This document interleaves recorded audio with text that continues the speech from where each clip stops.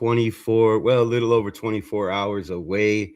I can't wait. I know you can't wait. We got a special guest, my guy Alex Monfreda. Today we're going to talk Raiders draft. We're going to play a little devil's advocate with GM and head coach. We're going to do a Raiders mock draft for you and, just talk about draft stuff. So make sure y'all pull up, pack it in. Let's get unleashed, yo. Raiders Unleashed. The Rebellion.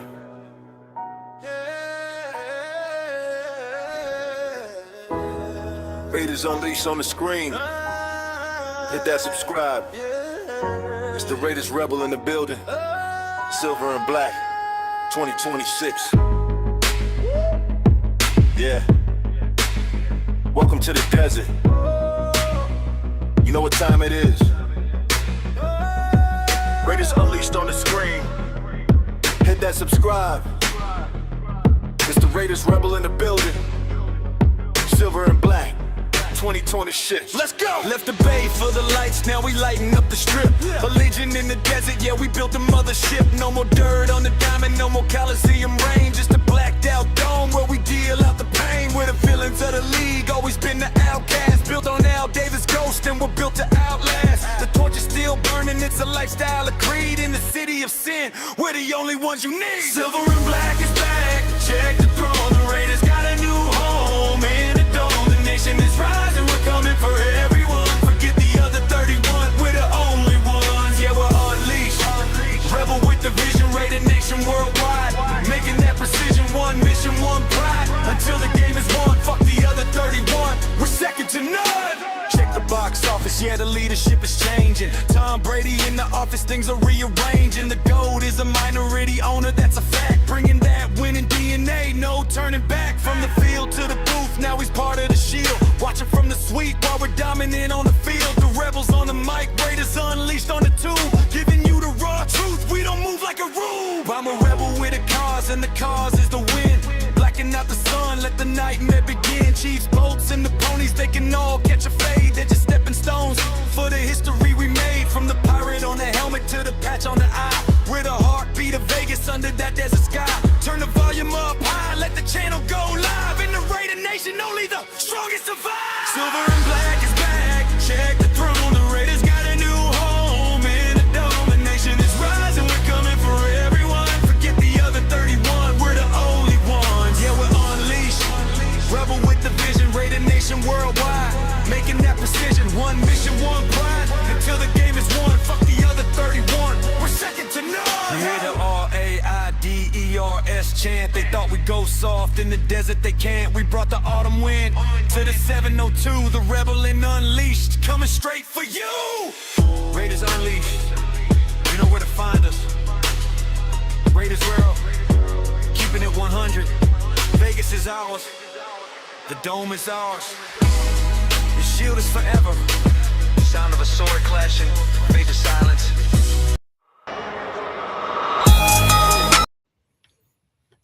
Yo, what will? I think I just lost connection.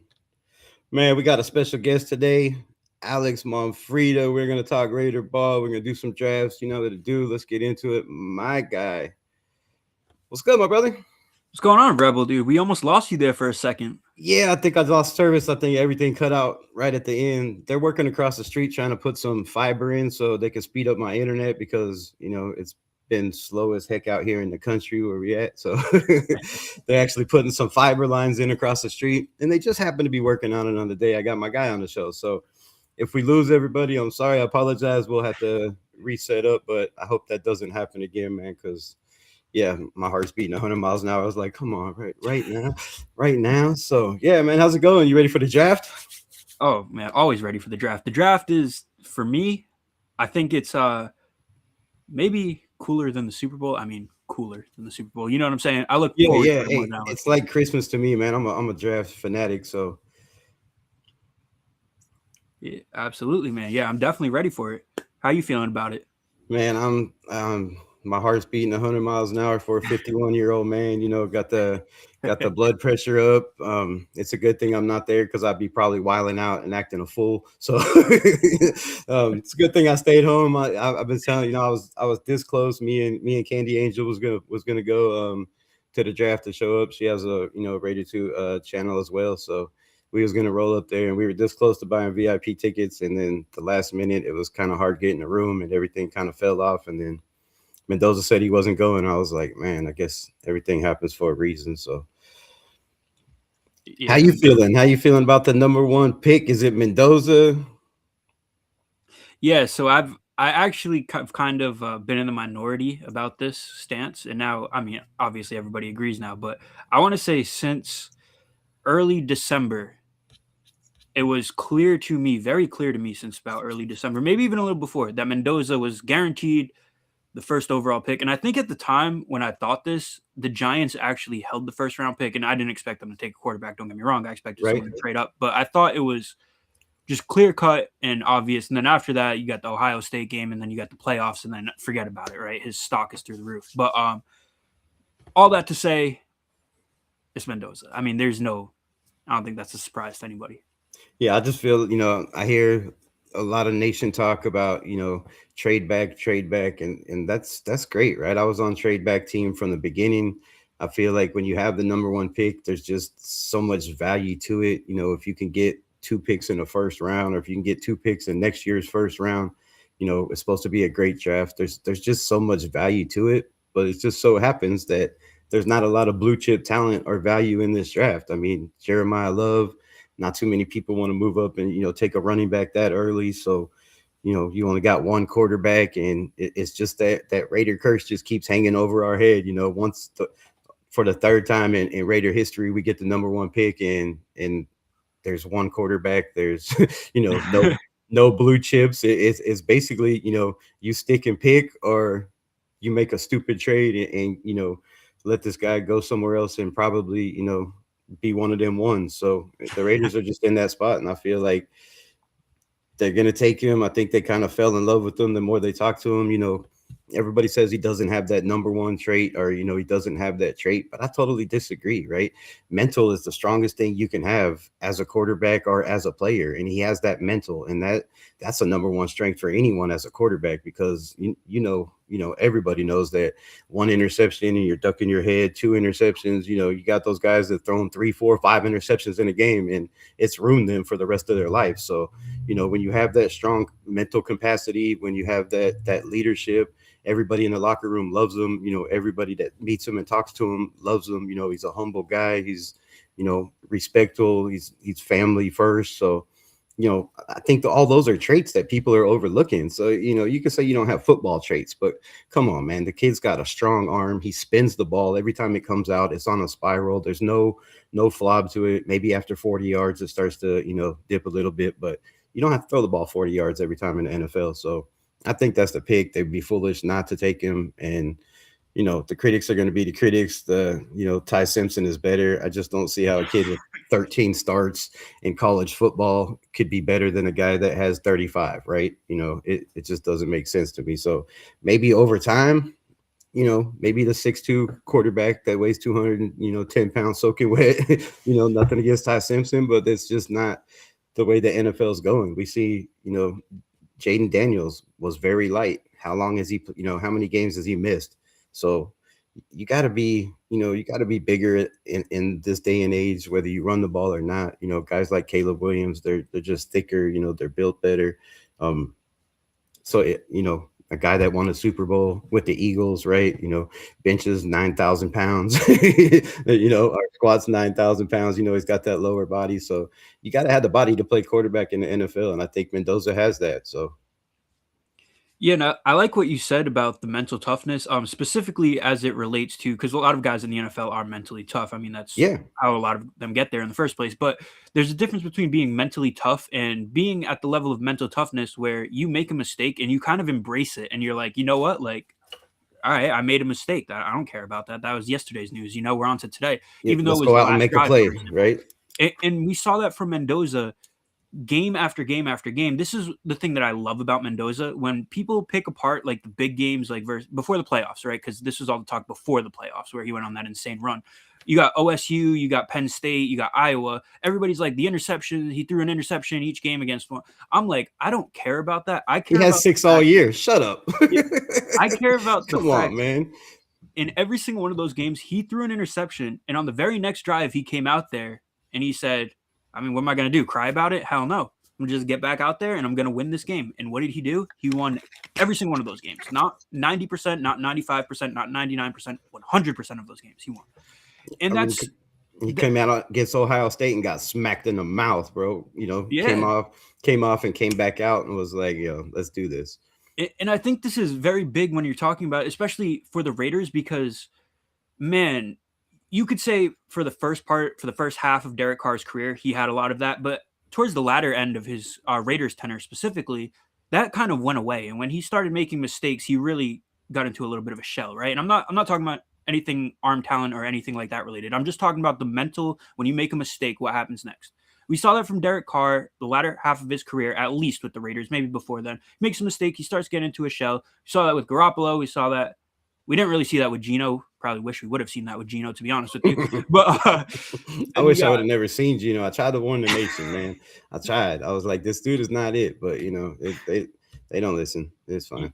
You see it with every single Hoyer. You saw it with Garoppolo, like I said. You've seen it with O'Connell. I mean, O'Connell was kind of not really a shot taker, which is all right anyway. But you saw it with Aiden. You saw it with every single guy, at least from the latter half of Derek Carr's career with the Raiders onward. You've seen it with every single guy who does not have that. Now Mendoza's coming in, and I got to say this too, that everybody likes to say, you know, if Arch Manning was in this draft and stuff, we wouldn't be talking about Mendoza. I actually think that, and I'm not saying Mendoza is Tom Brady. Please do not misunderstand that. But I think Mendoza is so Tom Brady-like, just the way he approaches the game and just the way he wants to win. Because he has arm talent and he has arm strength, but he doesn't want to win with that. He wants to win with his mental. And I think that is so similar to Brady and Spytech being so close with Brady that even if Arch Manning was in this class, I think they would just be so drawn to Mendoza anyway. Not to say Mendoza is necessarily the better prospect. Do I think he is? He might be, but I'm not trying to say that argument. I just think the accuracy, Raiders, you know, and the kid's still young, right? He's got plenty of time. Like, yeah, same thing with Simpson. He should have just stayed in school, man. Like, absolutely. I didn't mean to cut you off, but to take a chance, you know, to make all the money you could have made, up to $9 million or something crazy. I think Miami was trying to give Ty Simpson to stay in school, and you're going to take a chance of being a second overall pick. And, you know, for the next 3-4 years, you're making not even a quarter of that. No, absolutely. Absolutely. And I honestly, the Ty Simpson discourse is funny because I actually think at this point, he's probably a little underrated. And I only say that because with the way Dan Orlovsky talked about him, you know, he became overrated very quickly, obviously. And then everybody was like, oh, Ty Simpson, so bad. He's not even draftable. And it's like, hold on a second. He's not that. Like, you're almost being like Dan Orlovsky, but in the other end of the spectrum right now. Yeah, you know? Right. Yeah. So I think he's actually kind of become somewhat underrated at this point. But Mendoza, in comparison to Ty Simpson, it's not really much of a comparison, you know. No, you got a guy that's got 35 starts. You got a guy that's got 13. Yeah, I know. You know, he sat for 2 years, you know, against Nick Saban's defense, and I'm sure he was on the practice squad, you know, when Jalen Milroe was that guy.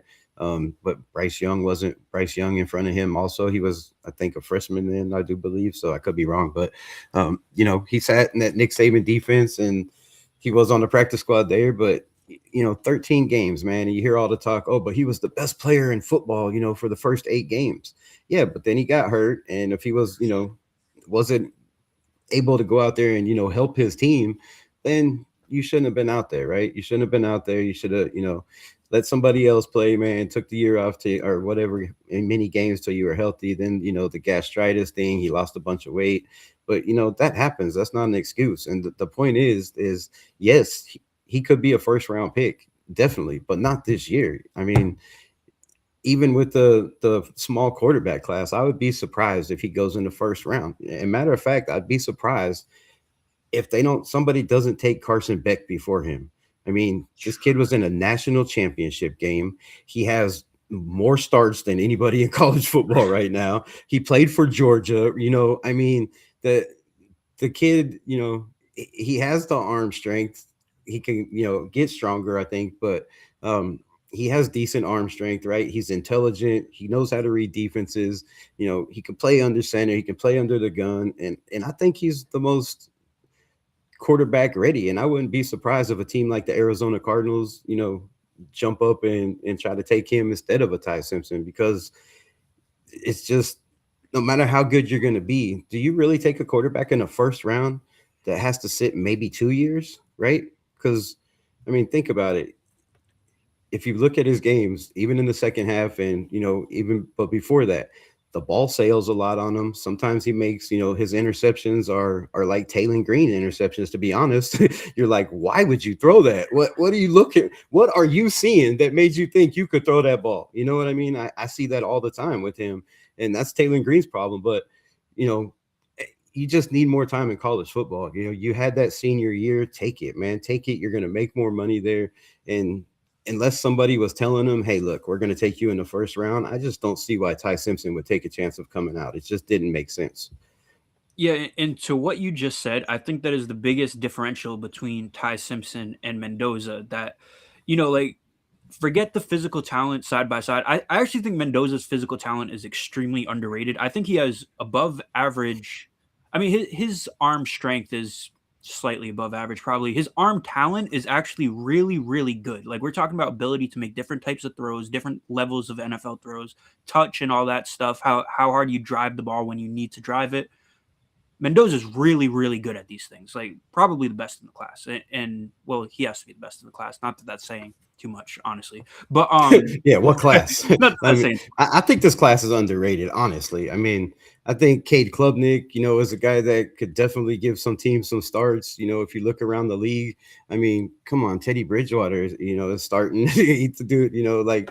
I mean, there's been guys that, Brissett over there starting for the Cardinals, an interception machine. Like Geno Smith is going to start. I mean, if you're telling me that Cade Klubnik or Drew Allar can't do better than Geno Smith in an NFL offense, I have to argue that. I really do. Like, Drew Allar was one of those dudes that everybody was saying was a first round pick 2 years ago. He got hurt. He had some problems. Nussmeier, like, how did these dudes just forget football? You have a couple bad games and the critics are like, oh, you're not a first round pick, or you're not even a second round pick. Now you're going to drop to the third, which that's fine. If they drop to the third, somebody gets a first round talent dropping to the third. And in my opinion, I believe a lot of these guys are first round talents. If you look at other drafts that have taken guys in the first round, I'm going, what? He was a first round pick, but Drew Allar's not, right? Like, Carson Beck is not a dude that's made it to, I mean, how many national championship games has he played in? Or, how many playoffs games he's played in? Like, how many big games, SEC games he played in? So I just don't get it. I think if you're looking for a quarterback in this draft, there's a bunch. But let me get to this question real quick, and shout out to everybody in the building. And I'm not ignoring you. When there's people on, we got to do. But Graham, Candy Angel, Greg Brewer, appreciate all y'all. If anybody I miss, where'd that comment go? Damn it. I found it somewhere. All right. Nope, this one. My guy Rosetown says, I see the Cardinals tanking Simpson. Let me ask you this, right? Now, everybody on this channel knows I was a huge Mike LaFleur guy. I still am. I think Mike LaFleur is going to be a damn good coach in this league. And if you look at his past, right, he had a quarterback in New York in Zach Wilson, who I do believe kind of resembles Ty Simpson to me. Just to me, college, size, height, right? Kind of the same thing. So do you see him really moving back up into the first round to take a 6'2" quarterback and a Ty Simpson who could be that guy, when he's seen what Matthew Stafford does for the Rams? You know what I mean? Like, are you really willing to take a guy that even Ty Simpson said, I like to hold the ball. I like to let plays develop. And on the Gruden thing, I was like, wait, what? Bro, you got to throw the ball quick. This is the end. You're going to the NFL. You got less than 3 seconds to get the ball out of your hands. You don't have time to let plays develop. You got to throw it in anticipation. And I'm not saying that he can't, but I just feel like there's a lot of quarterbacks being underrated in this draft that a lot of teams are going to be happy. You let some of these guys sit like an Allard for a year, or the Ty Simpson. And just looking at the history, you looking at the history of guys that were taken that only played 13 games, 15 games, right? They never panned out in the NFL. It's too much. You don't have time to learn when you're a third string quarterback. You're not getting play time. You're not getting practice time. You're sitting on a bench holding a clipboard. So, I don't see a guy like Mike LaFleur moving up to take a guy like a Ty Simpson. I just don't know. To me, I think it'd be one of these bigger quarterbacks like a Drew Allard, which might be a crazy take, maybe a Drew Allard, maybe a Carson Beck, but I just don't see it with Ty Simpson. And if anybody takes him in the first round, I think it would be the Pittsburgh Steelers. I think that's kind of his best bet. See, I do agree with you when you say this class is really underrated, this quarterback class. And a lot of that is because of the physical talent. You look at a guy like Drew Aller, he has he has an NFL arm through and through, and he can make all the throws. He has great touch. He has great zip, and he can launch the ball. And but it's really the mental makeup with a lot of these guys that I worry about. And I think that is especially where Mendoza does shine in comparison to everybody else, because he's the only one in this class. I mean, a guy like Mendoza, first of all, when I say like he's the only one in this class, a guy like Mendoza who's just so ready and has all that mental makeup only comes around once in a blue moon. I mean, I'd say Mendoza's mental makeup is the best immediately coming out of the draft since Andrew Luck. And again, not to say like he's going to be Andrew Luck or he's as good of a prospect as Luck, but just as far as their mental makeup makes them ready, I think since Andrew Luck. But anybody else in the class, they don't really have any of that. Or I should more accurately say they haven't displayed any of that. If they do have it, they haven't displayed any of it yet. And I think that's a scary proposition. So when we talk about a guy like Drew Aller, he's another guy. Penn State had a lot of weapons, and he's made a lot of throws, and he made a lot of bad throws too. He's made a lot of bad decisions, and then when he makes bad decisions, he comes back and he makes more bad decisions. But that's he's young. They're all young. They're all in college. You can coach that out of people, absolutely. But I think when you're a coach or you're a GM, whatever, they work in tandem, of course, in the draft. That's something you got in the back of your head. That's like, oh man, that's a scary proposition, But again, they don't have to be like that forever. They're young. They haven't played any NFL games yet. But and especially with Ty Simpson and Mendoza specifically. And it's funny because Ty Simpson, son of a head coach, right? And all he knows is formations and all this stuff. And Mendoza is so far ahead of him and by miles and miles. Yeah, I would have loved to see Mendoza on the, up there on the Gruden show, get up there on the whiteboard like some of those quarterbacks did, because it tells a lot about a quarterback when they get up there and they're drawing, when they get up there like sorry to keep cutting you off, but Diego Pavia, he got up there and anything Gruden said, bro, he was like never nothing. And Ty Simpson, was like, so you want me to, they're like looking, had the question, just get up there on the whiteboard and draw, bro. Like, come on, you're a coach's son. You should not have no problem, drawing Y76 Wanda or whatever the hell Coach Gruden wants to run. Like, everybody should know, those plays. So I like that Gruden show, but I would have loved to see Mendoza get on there and, and let him talk and draw, because I like what Gruden does over there. Yeah, no, it's entertaining for sure. Definitely is. But yeah, man, so Mendoza sounds like the pick. There's no way. What would it take? I'm gonna put you as GM now, GM. What would it take to move you off that spot? Like, I have just a scenario where what if the Arizona Cardinals called up on the phone and was like, all right, so I have a proposition for you. Would you take who they have over there, the Ohio State, Marvin Harrison Jr.? Yeah. Marvin Harrison Jr. swap picks and, maybe a second or, a third. That's your ex wide receiver that you've been looking for. You already have a quarterback in the building, and Kirk Cousins. you get another extra pick, or maybe throw in a second next year. Yeah. All right. So this is my thing. If I'm the GM and I step into the GM right now, everything that has already happened before today has already happened, and I can't change that. This franchise is on a course right now with all the free agent deals that they made, where they're counting on their quarterback to come in and tie this together and keep everybody in that window. Now, the problem is if you do this deal, you get Marv and you still don't have a quarterback, which is fine because you can always get one, next draft or the draft after that. But you are kind of in a rush at this point because now you've tied yourself to this 3-year window with Quay and with all the free agents that they brought in and all this money. And, 3 years from now, Max is, for all intents and purposes, I can only imagine his body's going to be done. I might be wrong on that. I'm not a doctor and I can't see the future, but that would just be my prediction. And I think that by saying I'm not taking this quarterback now, I'm going to wait, and you're basically blowing that plan up before you even do anything with the plan with the course that you've set yourself on. And that doesn't make sense to me. So no, I would not do that for that reason. I wouldn't even consider that. Now, with all that being said, the thing that might entice me is the Jets. If they said, we'll give you 2, we'll give you, what do they have? The other pick 16, and we'll give you a first next year, which is insane value. Do I think they would do that? No. But I think that would be the only thing that could really get me to listen. And the only reason why is because if the Jets do all that and take Mendoza, I still think they're a bottom of the league team. And you are looking at a first, second, or third overall pick next year as well, where you can get your quarterback then, and you still are on the same timeline with all the free agents and all that stuff and Max Crosby in the building. And nothing really changes. Plus, you get the second overall pick this year and the 16th or whatever they have. That's the only thing I'd really listen to. That makes the Raiders a lot better, I think.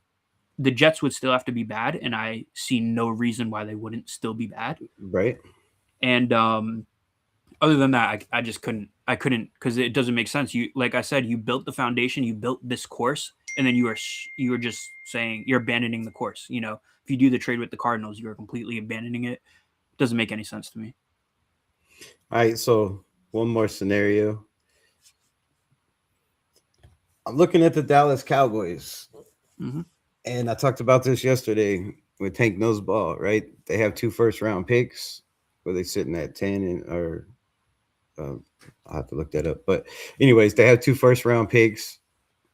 We know they wanted Max Crosby. But let's say they have right now the second highest paid center in all of football. He was the highest paid center until Linderbaum signed with the Raiders. They just signed a kicker who is now the highest paid kicker in all of football. And they have a quarterback in Dak Prescott who is also, I do believe, the highest paid quarterback right now in all of football. If you're Jerry Jones and you're trying to build this team, if you think you can win now, then that's fine. Go at it. But I know Mendoza hasn't had, any top 30 visits with any other team that I know of except for the Raiders. So that's probably not a scenario. But, Jerry Jones always does something crazy. And if somebody in this building says Mendoza's the guy and you could trade Prescott and they threw their 2 first-round picks and maybe a pick next year and say, give us Mendoza.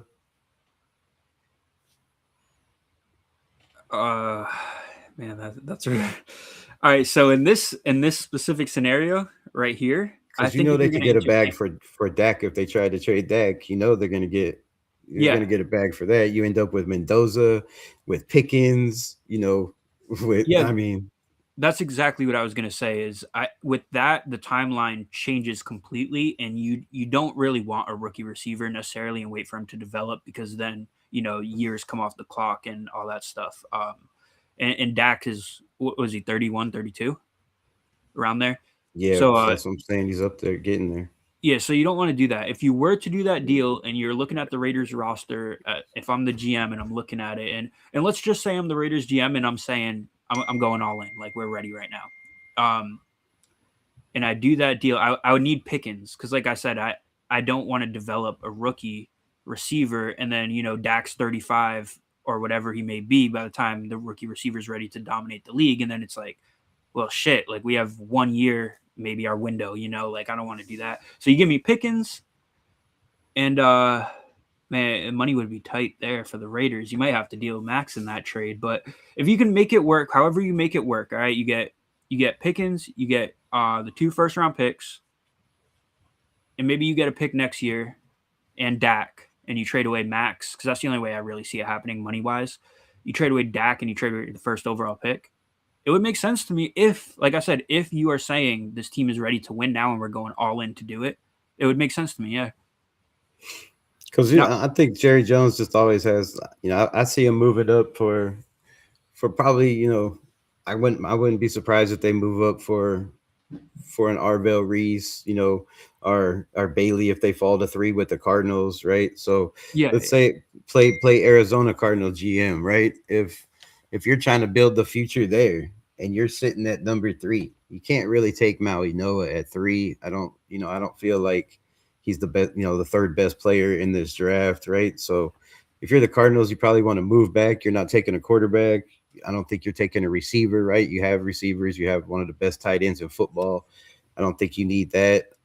Do you pick a running back at that scenario, or is somebody trying to get up to get that running back? That what would it take to move out of that third spot, and who do you think could possibly try to jump in for the Cardinals? Because the news is that they would like to trade back. Now, if David Bailey's there, I could see a team like the Cowboys saying, man, we need that defensive end. We need that pass rush guy.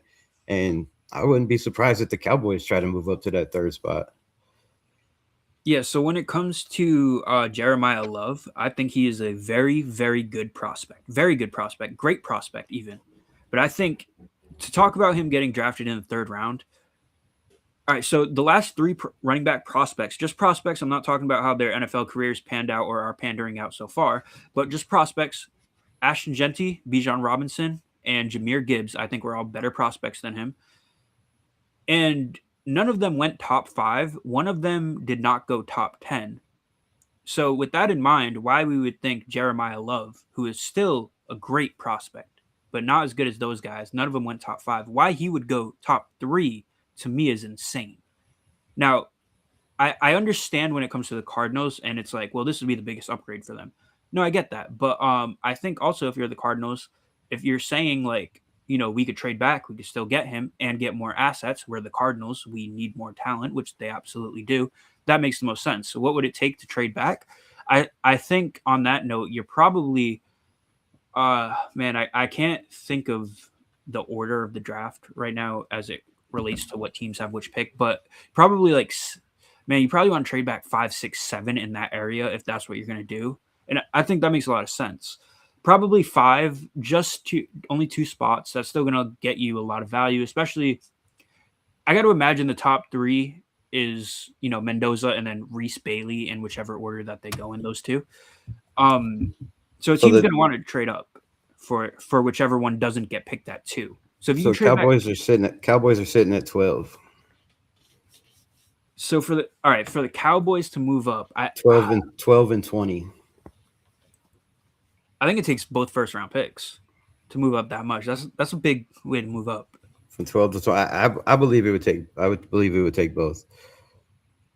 And I think that I don't know if that's the best move for the Cardinals necessarily. I think they're going to miss out on a lot of great players who would help their team. But if they were to do that, I think it would take both. Yeah, maybe even more for the reason that I just said. It might not be worth it for the Cardinals unless they get bigger bang for their buck. Yeah, I hear that, because there's a lot of talk about a lot of teams want to move back, right? So I think Arizona Cardinals are one. Looking at their needs right now, it's offensive tackle, it's corner.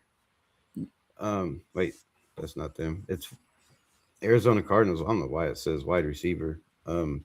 But it says quarterback, offensive tackle, secondary needs are wide receiver, linebacker, and edge. So there's not a quarterback you're taking at 3. I don't feel like there's a tackle that you could take at 3. And then their next secondary needs, I don't know why it says wide receiver, but linebacker and edge. I mean, you could take a David Bailey there if he falls, or an Arvell Reese. I mean, that would probably be a damn good pickup. Wide receiver does make a lot of sense to me, actually, because Marv, to this point, He hasn't done anything. He hasn't done anything. And then Michael Floyd is actually really good, especially as a wide receiver too. And then you drop off kind of the face of the earth for Cardinals receivers after that. So it does make a lot of sense to me in that regard. And if you can get a guy who completely changes the offense. Now, when you have a Trey McBride, you're probably not as worried about the receivers because, Trey McBride is essentially the number one passing option. But if you can just theoretically, let's say you do that trade with the Cowboys, right? You get both their first round picks. And let's say a guy like Jordan Tyson, who I think goes 10 to the Giants, to be honest with you, but let's just say he's there at 12. I think that would completely transform the Cardinals offense too. And it makes sense to me for sure. Yeah, I think, there's going to be some trades, and we'll do a little shit. I don't know what just happened. Shit's falling down. We'll do a little mock draft here in a bit, but it just seems like the Arizona Cardinals want to trade out of that, third spot from everything I'm hearing and everything that, all the insiders are posting and talking about. But I don't know who could possibly be that guy, right? Like, or what that team in a draft that, like I said, there's not a lot of blue chips. I don't see anybody, like you said, taking Jeremiah Love at 3 would be crazy in some people's eyes. But then you look at, Bijan Robinson and where he went. And I mean, he just had one of I think the highest totals from, behind yards of scrimmage, like almost 2,300 yards total. So, I think that dude was totally worth a pick there, right? You look at Ashton Genty, almost 1,000 yards behind a horrible offensive line, 10 touchdowns, 5 receiving, 5 out of the backfield. I think the NFL is starting to catch on to the fact that, back in the day, you needed that running back. You need that, and maybe you can get them in the 3rd, 4th, 5th round. The Broncos tried to do that, they might be looking for another running back this year, so you just need that guy that's electric. And Jeremiah Love, he can run kick returns, punt returns. I wouldn't put him out there if I'm taking him 3rd overall, but he brings you that aspect where he could. And I mean, they did that with right. They did that with Travion Williams last year, right? Or Travion Henderson last year. So you can put him in that. He can catch out of the backfield. If you have say a young quarterback, a team like the Titans, do they move up one spot, just to get a guy you think's probably going to fall there? So I think this draft is going to be crazy. I think there were five trades in the first round last year. Do you take the over on that or the under? All right, I'm going to take the under, and the reason why is because I feel like in this draft, let's say from picks damn near 12 to damn near 32, the end of the first round, there's a lot of just evenness, if you will, where I think a lot of teams are going to have a lot of guys rated just about the same, where if their preferred option goes off the board, taking the plan B may not be much of a plan B to them. It may be essentially a A1 or A2, if you know what I'm saying. So for that reason, I don't think there's going to be too many trades, especially, there's always going to be a team. You could say there's always going to be a lot of teams that have a guy. I mean, draft boards are different team to team, right? So you could take, let's say, Omar Cooper. I'm just saying that because that's a random guy who's projected to go anywhere from like 12 to not 12. I mean, even 12 to the end of the round, right? There's going to be a team, I'm sure, who views Omar Cooper higher than all the other teams. And they might be, if he's available, it's like, dude, this is our guy, and there's always going to be an example like that. But for the most part, I don't really see it happening too much after the first X amount of picks. So I think so if Jeremiah Love's if he's not taken in the top 5 or 6, where does he fall?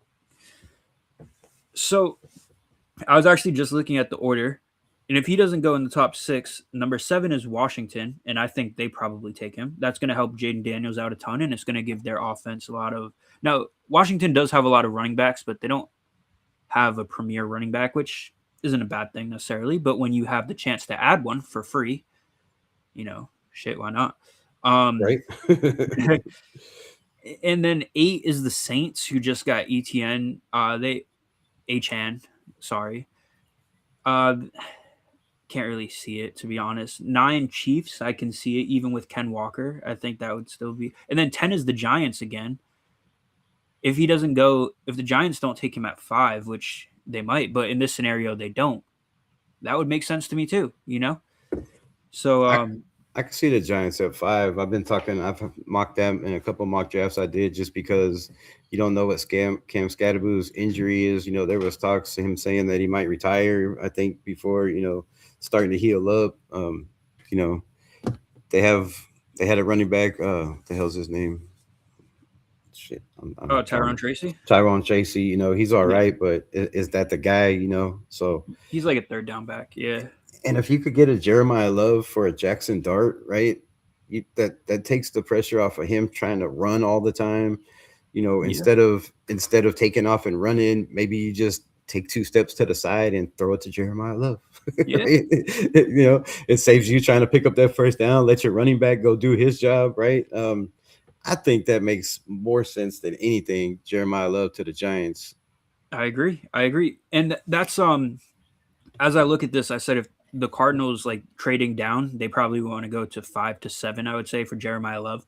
And I definitely believe that. But even still, you run the risk with the Titans getting Jeremiah Love, which makes sense too. It's not, you know, it's not necessarily the biggest hand and glove fit, but it makes a lot of sense. If you're the Titans, you want to give Cam Ward as much help as possible.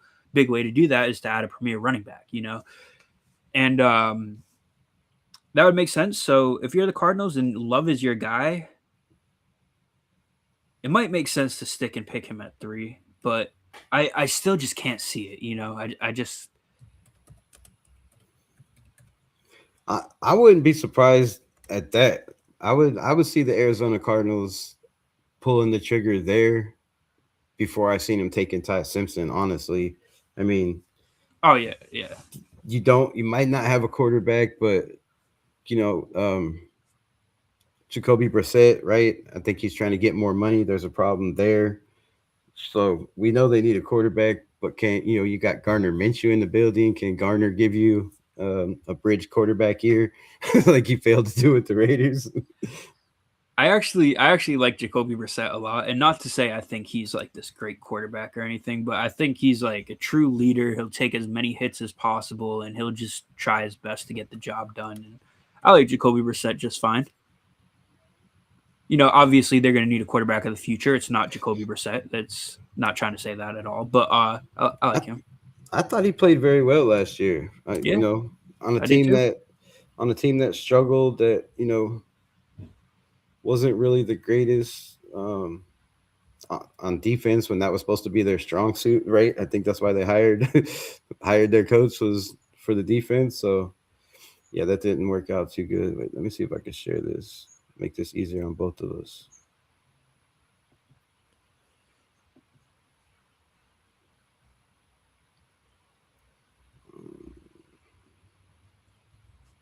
McNeil Warren in round 2. I don't know. I wouldn't get your hopes up on that one. You don't think he makes it to round 2?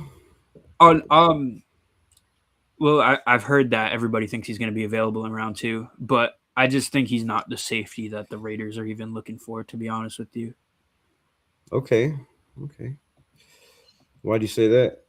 Let me change this. He's more of a Jeremy Chin, and he could easily be a better Jeremy Chin, but you know, the Raiders already have about 3 Jeremy Chins on the roster, and they have about 0 non-Jeremy Chins on the roster. They need non-Jeremy Chins. You know, Jeremy Chin is good at what he does. Don't get me wrong, but he's limited at what he does. Right? All right, this needs to be up here. Aha. Yeah, there you go. What the hell's going on? All right, so there we go. That helps a little bit. We got team and team needs, biggest needs.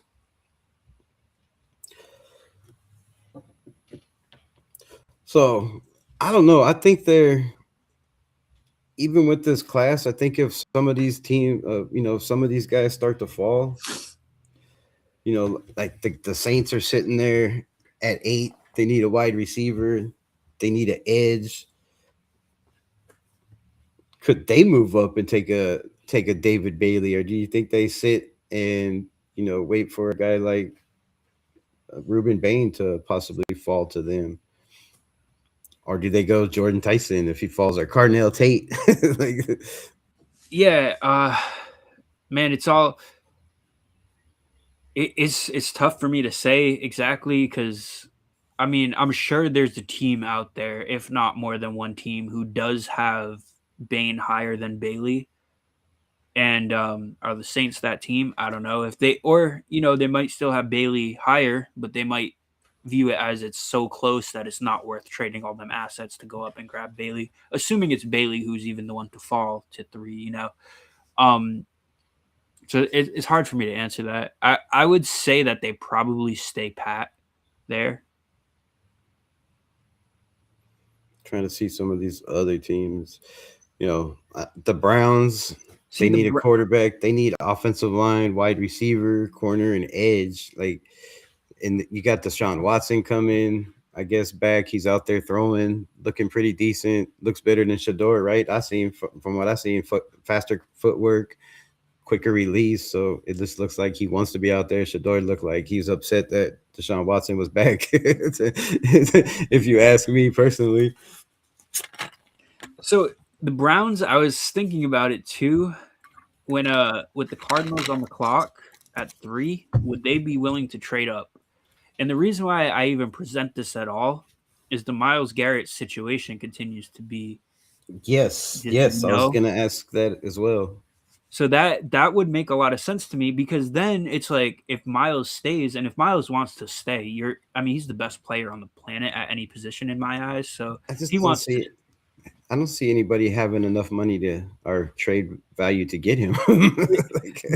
But to me, if he wants to stay, you're over the moon. You have, let's say it's Bailey who drops to 3, and you do the trade up, right? And then you get Bailey. Then you have Bailey, and you have Myles, and then you have Mason. What was his last name? Mason Graham.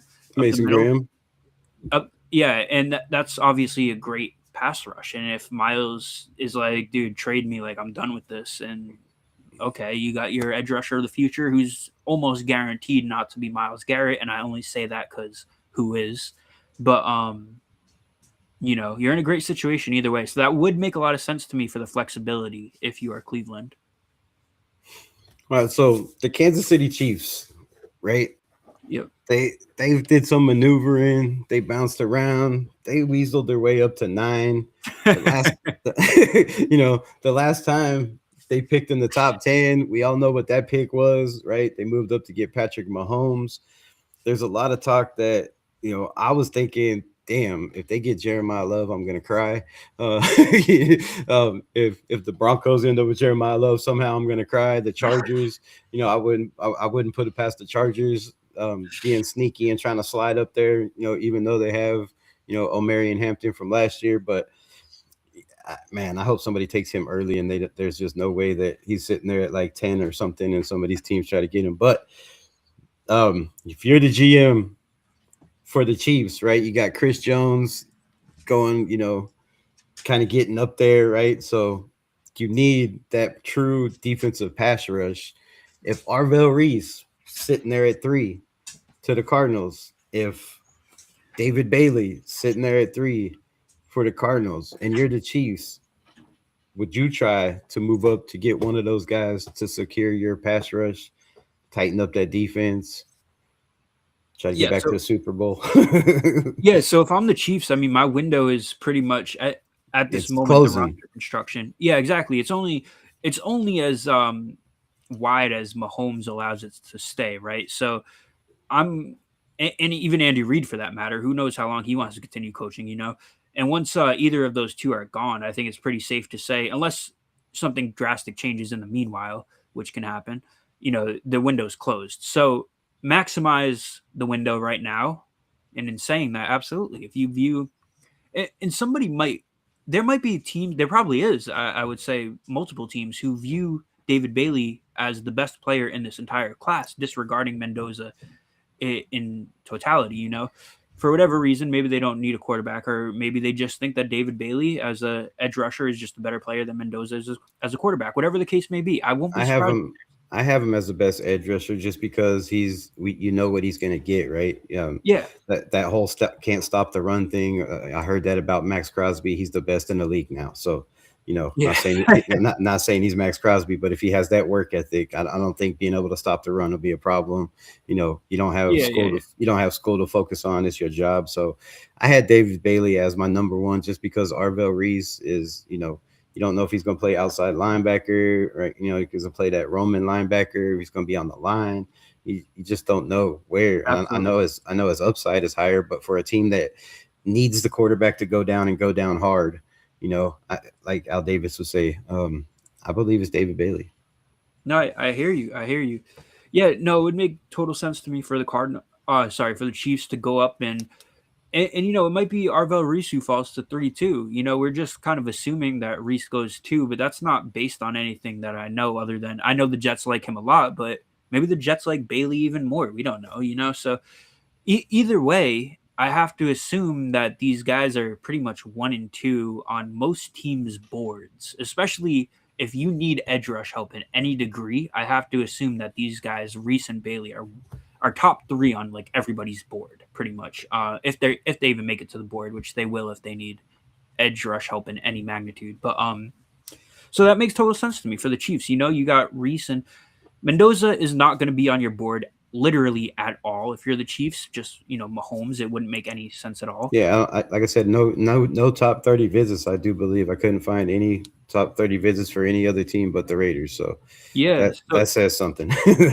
so Mendoza is not on your board if you're the Chiefs, and he wouldn't be anyway, right? Because like I said, nah. But so you got to imagine the Chiefs board 1 and 2 any order is Reese and Bailey. So if one of those guys are there, and especially if it's your number 1 guy at 3, yeah, it makes all the sense in the world. Go get the player you have number 1 in the draft, maximize the Mahomes era, and shit. It's actually kind of a scary thought, to be honest with you. Right? Do the Chiefs still have 2? Do they have 2 first-round picks in this draft? Yes, because they got one for McDuffie. Yeah, so they got the McDuffie pick. Where is that? Yeah, so I mean, they could easily. Where's the other pick? I think it's in the 30s.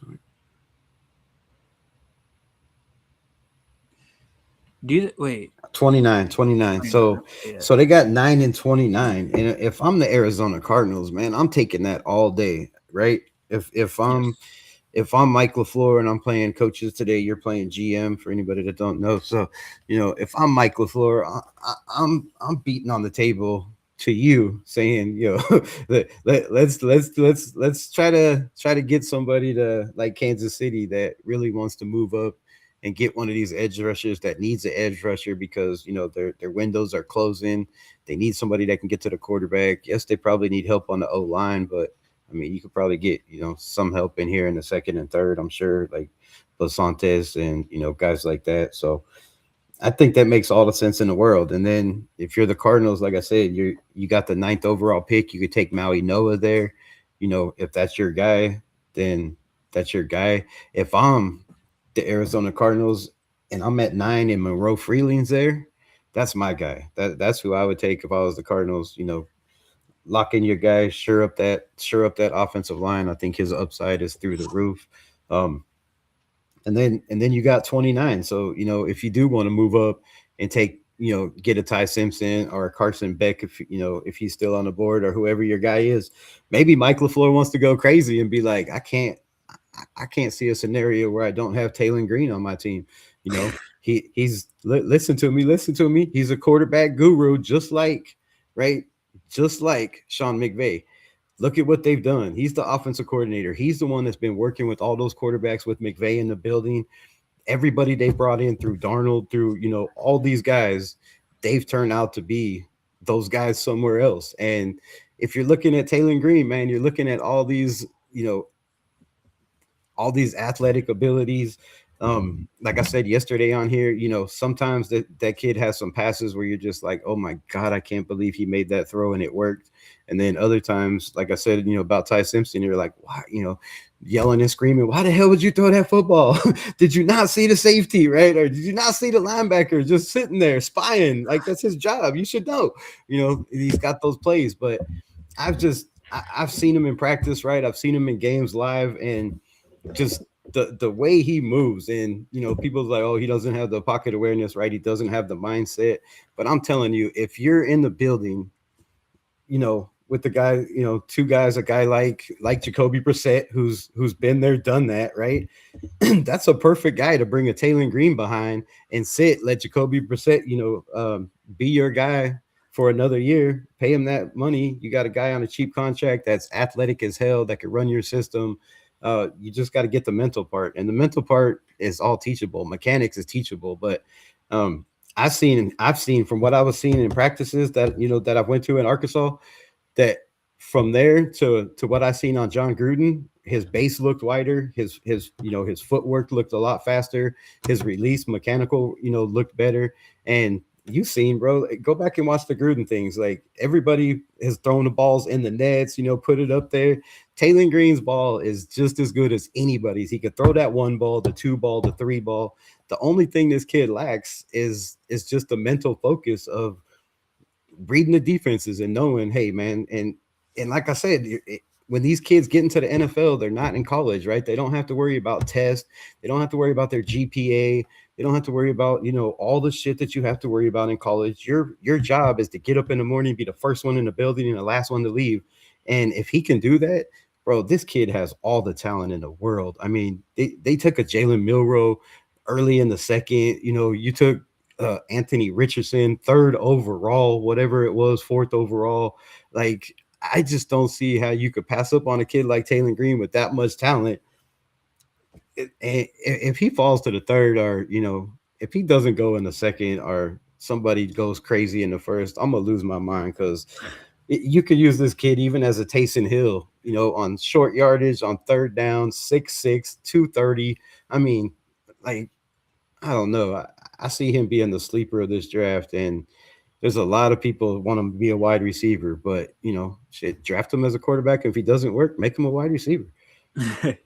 He's a tough one. I know that he doesn't buy any of that. Like, I'm not being a quarterback, but like you said, if you try it and you give him a fair shake and it doesn't work out, maybe he's like, all right, you gave me a fair shake, I'll give you a fair shake then and try a receiver. You never know. But yeah, he's a tough one. And all the guys that you said, I think Milroe went in round 3. I'm not sure. He's a day 2 pick either way. It doesn't matter. We can't really lump Milroe in with these guys, only because we haven't seen Milroe play. He might come out and he might be the best quarterback we've ever seen play in the NFL. We haven't seen it. But I think guys like Anthony Richardson, Justin Fields, they only paved the way for guys like that to just keep falling. And it might be unfair to Taylor Greens of the world, but I think that's kind of where we're at with him. And also, his clock was constantly sped up. That offensive line was built for run the ball. That's why Mike Washington is projected, went from 4th round to 3rd round. Now he's day 2, maybe late day 2 projection. So that was an offensive line that was built to run the ball, and they tried to get him to stand in the pocket and be a pocket passer, and instead of run a lot. And I just feel like if you get him in a with a damn good team late in those rounds, like because those good teams are late, back there in the late rounds, except for the Dolphins who traded into it. If you're a Dolphins fan, I apologize for that, but except for them, most of those teams in the late rounds are good. So you could get a kid like that and let him sit for a year, 25, 26. I mean, come on, Sam Darnold didn't kick in till, what is he now, 27, 20, 28 or something. So I think one of these teams will take a swing on this guy. It might not be first round, but I'd be surprised if somebody lets him walk out of the second. I wanted to say something in regards to the chat. Someone said, how important is it to get a wide receiver in rounds 2 and rounds 3? Yeah, shout out to all the chat. Shout out for everybody being here. I appreciate y'all. For the Raiders, I think it is moderately important for sure. I actually think it's probably the most important thing. But when I say that, I want it to be clear that I don't mean, if it doesn't make sense, do it. And when I say if it doesn't make sense, I mean just, if a lot of guys go before you think and you find yourself with no real options and the guys left don't really elevate the wide receiver room to you, then it doesn't make sense, but it's very important to try to make it make sense. If you feel like that's going to be the case and wide receivers start coming off the board, trade up. And like the wide receiver room is disgusting for the Raiders. But as far as like building your board and all that stuff, I don't think any team in the NFL, I think it's a myth really that, this team needs a wide receiver. So their board is just the first guys on their board are just all wide receivers. And then you go to the next position group, I don't think any team operates like that, and for good reason. So doesn't make sense. Doesn't make sense. Try to make it make sense though. Right. Let me ask you another. So do you think it's a big enough need where they try to move back in the second round? You're the GM, right? Mr. Spytek, do you think we need a wide receiver enough that we take one at 36? Is there one like a Denzel Boston, maybe an Omar Cooper if he has a little bit of a slide, which I just don't see possible. Maybe you try to squeeze back into, at 30 with the Dolphins to grab a Denzel Boston if he's there. I just feel like Denzel Boston is that position guy, that the guy that's going to move the chains. He can play the slot. He can play the edge, right? He's a big physical body. He's going to win, most of those 50-50 balls. You already have the speed with Trey Tucker, 4.3 speed. You have Cedric Jackson, who has 4.29. Some people say 4.3, whatever it is, but 4.3 speed. You have Dante Thornton's a big body with 4.3 speed. You have plenty of speed on this roster. And then you have Besh, Bowers, and Denzel Boston. I think if that's your receiver, that gives your quarterback solid targets. Yeah. So like I said, I think it's key that you make it make sense. Like that's the big thing. You have to make it make sense, and you can only draft for yourself. There's 32 teams. You're only drafting for one. So 31 of the 32 teams drafting is out of your control, but you can make it in your control in the degree that when guys start to come off the board, you trade up, right? So with that being said, to me, there's 6 guys who I put on a tier above all the other wide receivers. There's actually 7. I just don't think the 7th is going to go that high. But it's you got Jordan Tyson, you got Mekhi Lemon, you got Denzel Boston, you got Carnell Tate, you got Omar, and KC. And I don't have them in that order, and I'm not saying they're all in the same tier either, but I think there's a big drop off after those 6. The other guy is Malachi Fields, who actually I think is amazing. I really do. I love Malachi Fields. I was so hard not putting him in my top 10, like right on the edge. And like he's been in and out, and I've moved him and put him, taken him out. But I think he's right there. I think there's if I go my top 10, I think I got like 4 guys on that tier that I just couldn't figure out where to put them. No, I agree. But of the 6 that I said, if I'm the GM, and I think this is what Spytek needs to do, because I do think wide receiver is like your Spytek. What do you mean? Yeah, true. I'm Spytek. You're right. So what do you need to do, sir? I'm watching those guys, and when 5 of those 6, any 5, it doesn't matter which of the 5, go off the board, and there's only one of those 6 names that I said on the board, I am trading up immediately to get whoever the 6th is. It doesn't matter. And okay. And I think that's what you got to do. And if it so happens that you stay at pick 35 is on the clock, I'm at pick 36, and there's 2 guys left still, and I'm guaranteed one of them, and I don't got to give up any assets to trade up. Hell yeah, that's amazing, But you can't just say, I hope this happens, and if it doesn't happen, there's nothing I can do about it, which is true to some degree, but you can make it happen, So 100%. So I think that's what you got to do. I think wide receiver. So I'm actually in the camp, and I don't know if you agree with me, but I think there's only 2 needs on this roster. There's a lot of things you can upgrade. There's a lot of positions you can upgrade, but needs, like straight up, you need to address this. And I'm not counting quarterback because we all know that's addressed in 1.1. Wide receiver. And the other one is just a coverage safety who's deeper, but that you don't that's an interesting thing, the coverage safety, because you really just need this player to play in a role. You don't necessarily need them to be just this, they evolve your defense, like the wide receiver, you need a guy who's going to transform the wide receiver room. But that's not necessarily true about the coverage safety. You just need a guy who can go out there and he can play deep safety. He doesn't need to transform the safety room or anything, So, and I think Bud Clark is a guy from TCU that can do that, and you can get him round 3, round 4. But the wide receiver, you got to make happen, man. You have to make it happen. So, do you feel like they have to go second round wide receiver? Like that's one of the biggest needs over defensive tackle or corner or safety, who there's only 3 on the board with Jeremy Chin at strong safety. Palomau's not really a free safety. And then you got Tristan McCollum. Like, to me, because I'm the coach, right? And I got pushed back. I think, and definitely if I'm Rob Leonard, I'm going to be both coaches at once and gang up on you. I think we need some help in that secondary, because the best way to help your quarterback is to have a defense, right, that can get him out of those turnovers, those mistakes, those 3 and outs, or turnovers. Hopefully there's not a lot of those. I think they need safety bad. I really feel like safety is a huge need. I think they can get away with corner with Eric Stokes and Darian Porter taking that next step. You still have DeCamarion Richardson, which is my guy. I think hopefully he just hangs in there and makes that roster. But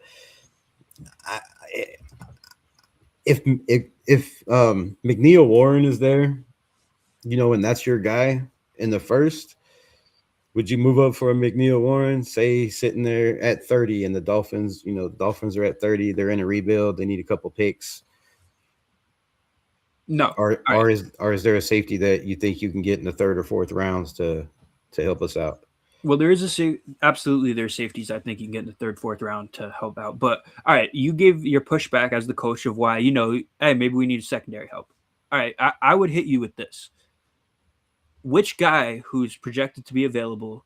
I mean, any guy in the draft outside of Caleb Downs who's not going to be there. If Caleb Downs is there, around the back end of round 1, all right, I hear you. That trade makes sense. But anybody else in the entire class, and maybe you could argue Gerard McCoy, who's not going to be there either, but maybe you can argue him.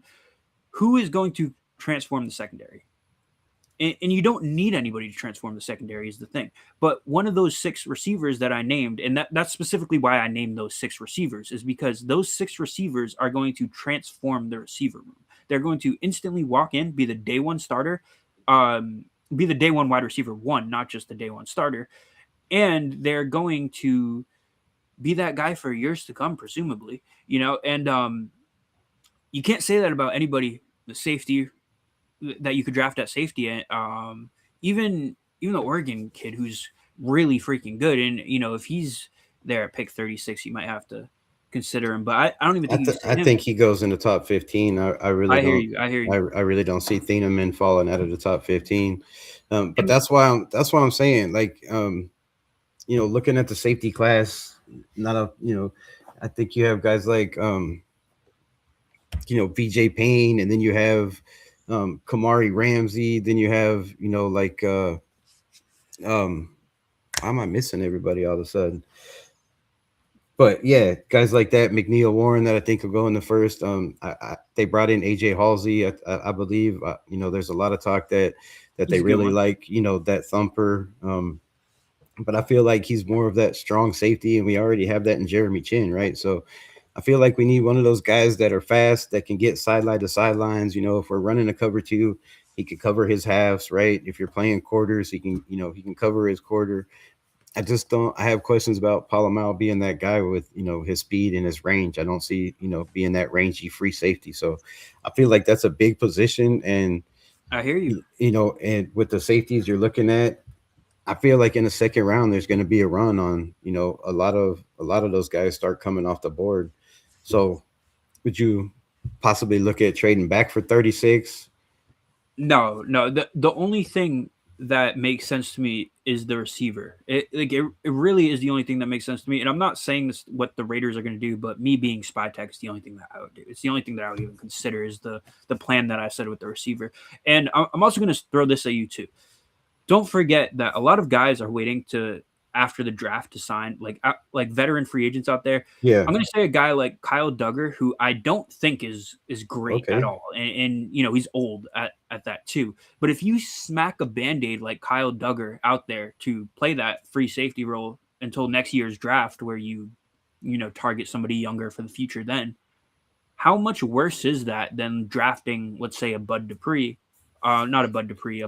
sorry, from TCU, who's really good coverage safety, but how much worse is that for the year 2026 specifically and nothing else after that? And I don't think it's that much worse. Now, conversely, try doing that with a wide receiver, one of the 6 that I named, and saying, we're not going to do that. We're going to do X instead. You might be able to get away with that with Juwan Jennings, but it's going to cost you a pretty penny. But other than that, it is such a downgrade, and there is no Band-Aid you could smack on that wide receiver room if you don't do that. And that would be my argument for why, listen, it's like I told you, I think safety is the second need on this roster. And that with wide receiver, I do believe it's a need, absolutely. It's the only thing I consider a need with wide receiver. But there's a lot of fixes. There's a lot of fixes to it, and you can smack a Band-Aid on it. And cornerback, I know you brought up cornerback too. To your point, even if you like Porter as the starter, even if obviously Stokes is going to be the other starter, there's nothing behind them. So you can argue cornerback depth too, even if you do like Porter. But again, it's not going to have the same impact. It's not going to transform the cornerback room like wide receiver room. I mean, dude, we're looking at is Trey Tucker still the wide receiver one? I don't think he was ever a wide receiver one, and I don't think he will ever be a wide receiver one. That's exactly the latter half of that statement. Is he's a wide receiver 3 at best, and that's all he's ever going to be, in my opinion. I just don't think he's that 2 guy, and I don't think he'll ever, could ever be that 1 guy. I just don't see it. His separation ain't there. He doesn't win the contested catches. He doesn't have big hands or long arms. Like, he has speed. That's it. That is exactly my point, is how can you look at that and say, we need a coverage safety because we don't have a coverage safety. Dude, then go sign one. You're not going to sign. You're not just going to get a guy who fixes the wide receiver room. I mean, you can argue even getting one of those guys isn't going to fix the wide receiver room because what money are we going to sign him with, though? GM, we're running out of that. If you're going, how much money do you think a guy like Kyle Duggar is going to get realistically? Yeah, probably. I mean, but who knows? 2, maybe close 3. Close to the vet minimum, I would say, especially at this point. And again, if you just guarantee that money, guarantee it, you don't have to worry about it being on the, Yeah, but if you switch it around, then you're saying, well, we're going to get Juwan Jennings and we're going to put a Band-Aid on the wide receiver room. I don't even think that's a good enough Band-Aid anyway. But then how much is that going to cost? You're looking at 11, 12 million minimum, and that's a team-friendly deal for Juwan Jennings. But that might happen now at this stage of free agency. But anyway, point being, no matter what, it's drafting the wide receiver and signing the veteran safety that just makes the roster better, makes more sense, and it's more financially friendly. And I can't get past that, And Kilgore, somebody said Kilgore in the comments. I love Jalen Kilgore for this team. I actually think he is maybe the best fit of any of them, any safety in the entire draft besides Caleb Downs. Because the thing with Kilgore is he's not only a great coverage safety, but he actually has so South Carolina, and they're one of the only college football teams that do this. They run, I forget what they call it, but it's essentially the Tyrann Mathieu position where you play free safety and you play slot, which in the NFL we see it with strong safeties who play slot, like Eamon Worry, for example. But this is your free safety is playing slot, and Kilgore does that. South Carolina is like the only team in the country that runs that, which is weird because in college, if you have natural talent, you can just dominate regardless, because it's college. But I got Kilgore in the 70s, so third round, early third, with that early third round pick. I think that makes a lot of sense. I like his ball stinks. Ball skills I think is off the charts. He's decent run support. I think his instincts could get better, but yeah, I mean, I like him 4.4. I think he had 9 3/8 arms, or 22 7/8 arms, and 9 3/8 hands. So, I think shit. And what I really like was a 10-yard split, 1.56. It's filthy, bro, filthy. So he's got those hips. He can sink his hips. He can move. I can see, he's also a guy that Kilgore is a guy that it won't surprise me if one team has him like really high on their board and he goes a lot higher than anyone expects. It only takes one team to fall in love with you, and then that's all it takes, man. So it won't surprise me if a team's like that with Kilgore and he goes in the second round, or it would surprise me in the first, but second round wouldn't surprise me. Yeah, second. I think you could probably squeeze him early in the third. Some teams might have him a little high and jump up on him. How disappointed would you be if we don't draft a running back or wide receiver? Go ahead, GM.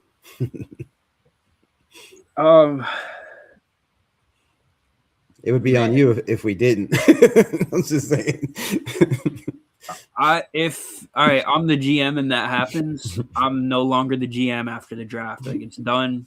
I'm canned. So we're getting a wide receiver and a running back in this draft.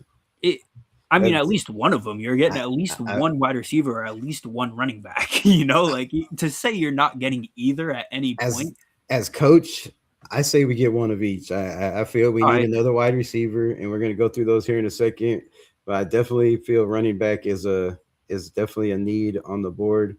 I agree. But wide receiver, man, we all know Jordan Tyson is the most filthiest dude in this draft.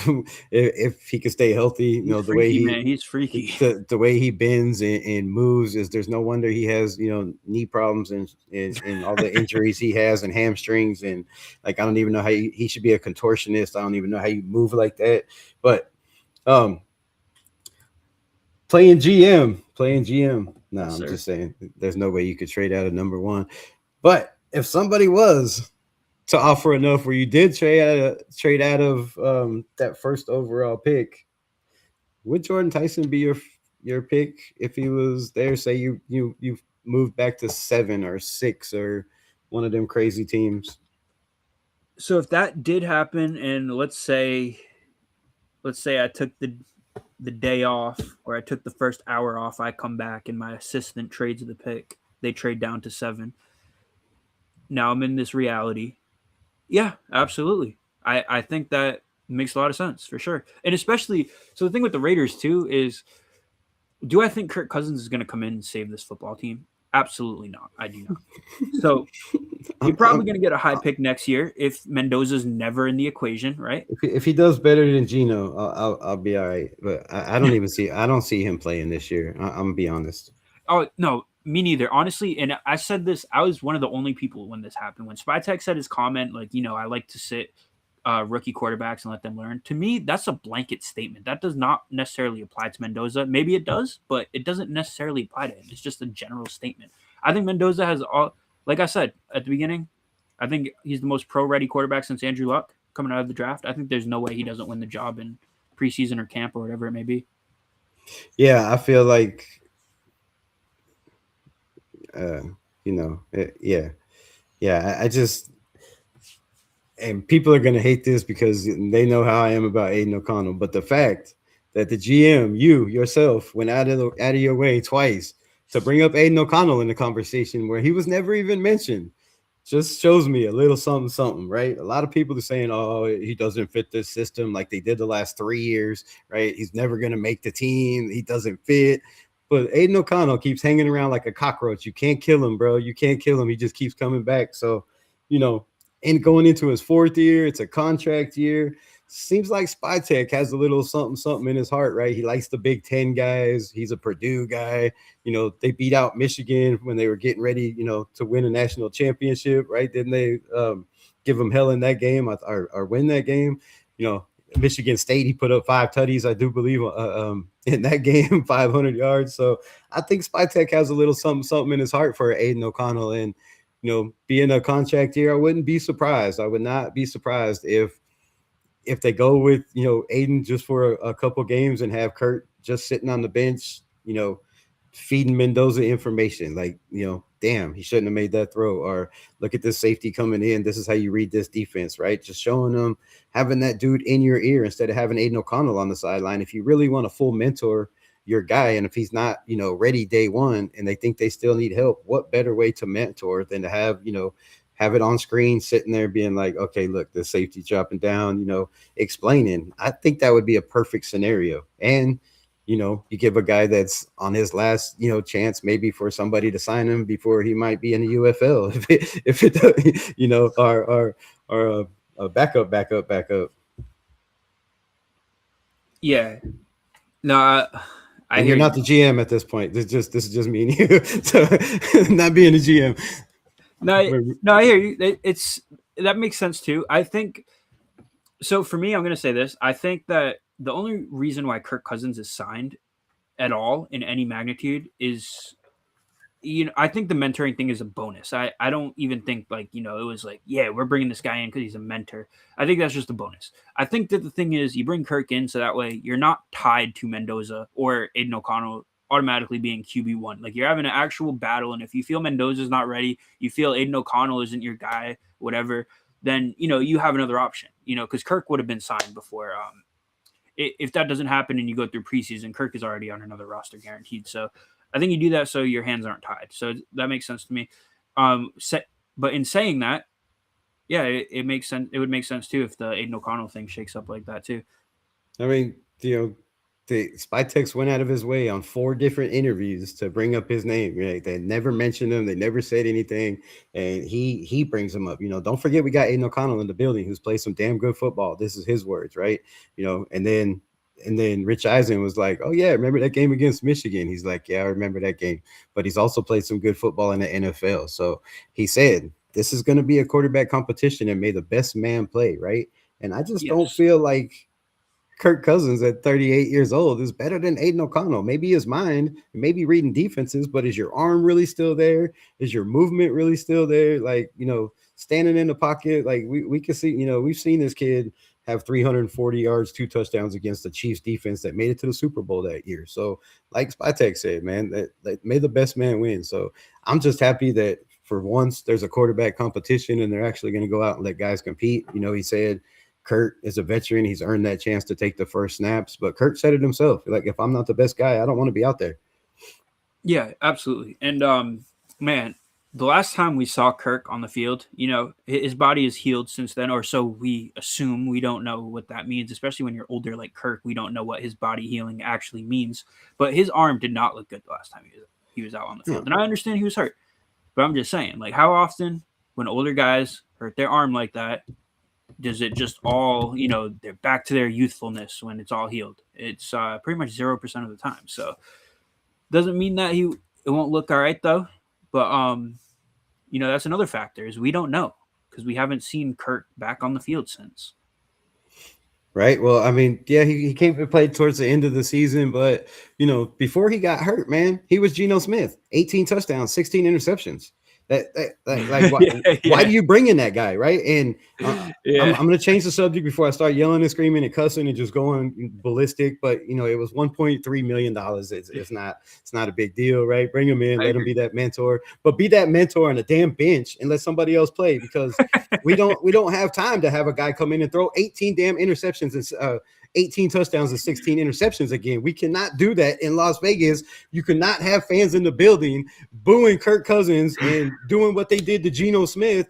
And, because he's not going to be out there flipping people off and stuff. But, you can't treat a Christian guy like Kirk Cousins like we did Geno Smith. So don't put him out there. Don't irritate the nation. Please let my blood pressure be somewhere, in the 160s, because right now it's probably 180. So, as an old man, dude, please, as a GM, do me a favor and do not let Kirk Cousins be out there. Bring him in, sit him on the bench, let him be that mentor. Look, this is how it works. This is how you read film, right? The game's over. What did Aiden O'Connell do wrong, right? Or what did Mendoza do wrong if he's the starter, But the fact that, the GM Spytek said, I think it's the perfect fit for Aiden O'Connell to have a guy like Kirk Cousins in the building and whatever quarterback, if we bring in a quarterback.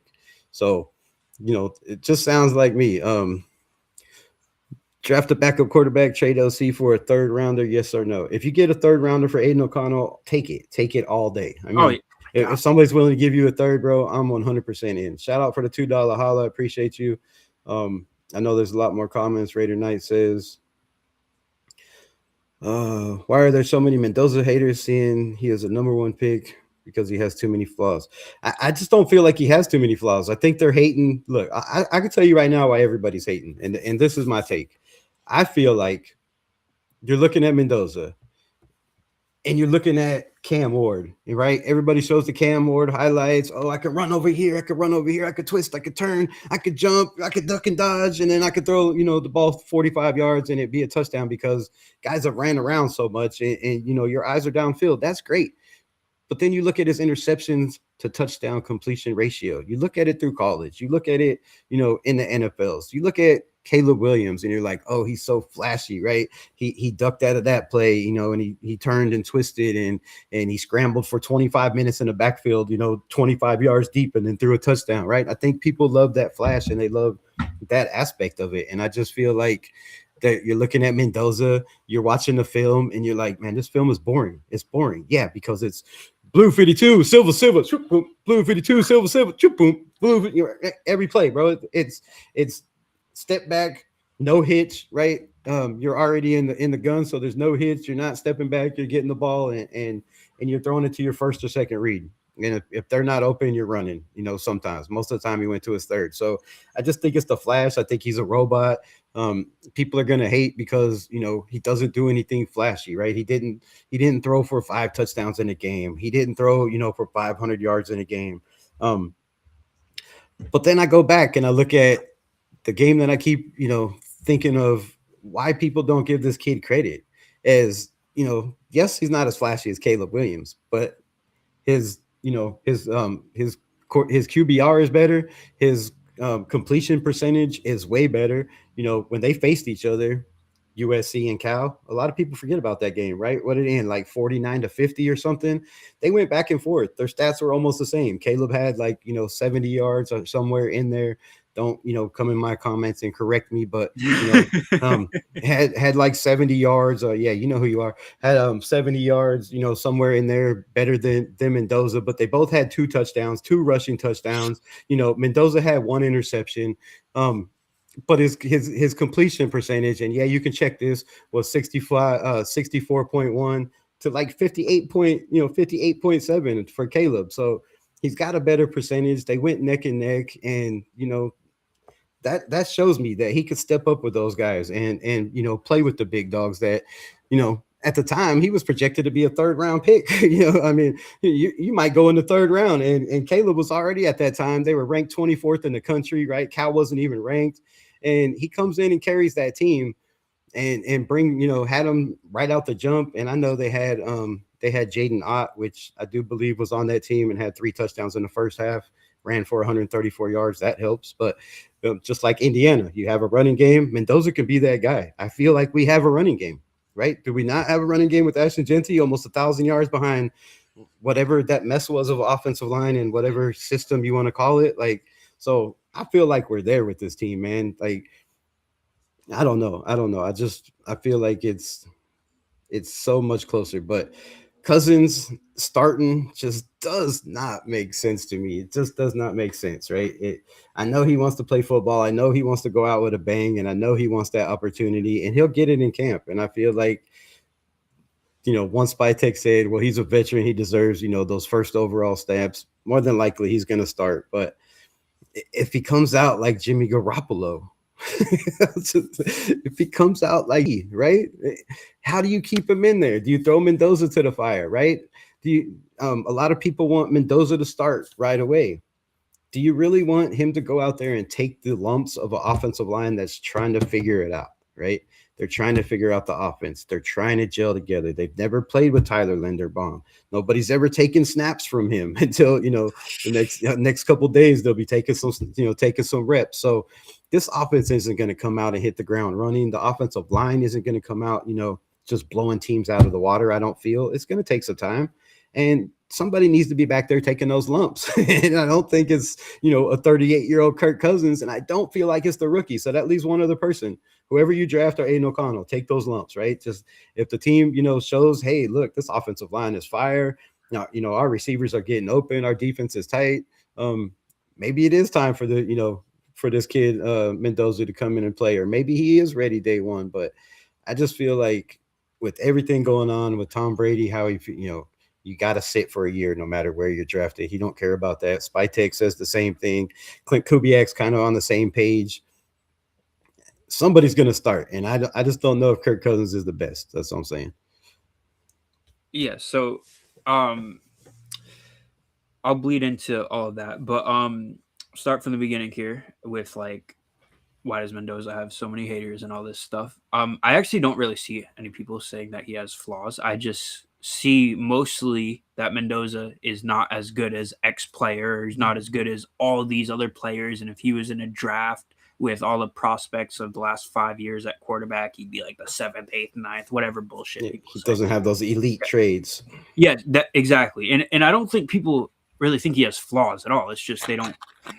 People love to fall in love with theoreticals because, a guy like, let's say, Trevor Lawrence, and I'm going to say Trevor Lawrence because to this day, he is exactly what he was when he entered the league. He has all the talent in the world, but at the end of the day, he's kind of a guy that if he's your quarterback, you're kind of like, I like him. Do I like him that much? Some days, absolutely. Other days, no, not at all. And people fall in love with this kind of player. The playoffs. He was good in the playoffs, and then you're like, man, come on.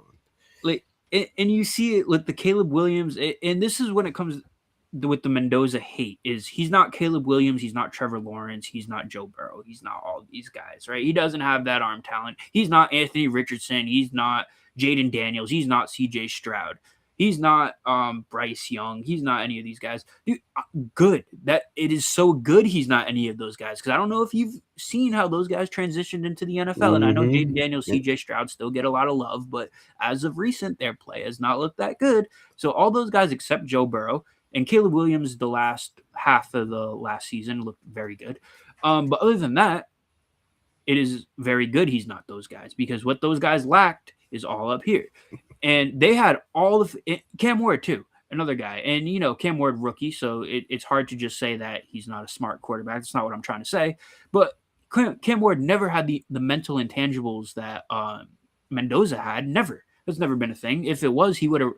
I mean, people only started talking about Cam Ward first overall pick like the month before the draft last year. People forget that. Yep. But anyway. It was Shador. It was all about Shador. Exactly. And all right, so for this next part, and I'm going to start bleeding into other things now. For this next part, understand I'm not comparing players physically or their talents or their games. I'm comparing them all mentally. I'm going to group two types of quarterbacks. Group one, you have almost every single quarterback I just named outside of Joe Burrow. I'm going to put him in the other group. So all those guys minus Joe Burrow. We'll throw in Justin Herbert. We'll throw in we could throw in Bo Nix.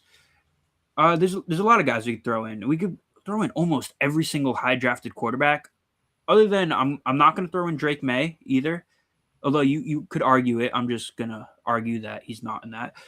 And everybody else you can put in this one tier. And what this one tier is, you can put Anthony Richardson in this tier, Justin Fields in this tier. This is guys who are all theoretics. Theoretically, they can be the best quarterback we've ever seen play. Are they that? They're not even close. But theoretically, they have all the tools where they could be that. They just need to be coached. Okay, well, how do you coach them? I don't know. We just got to hope and wish on lucky stars that it all just throw them out there, see what happens.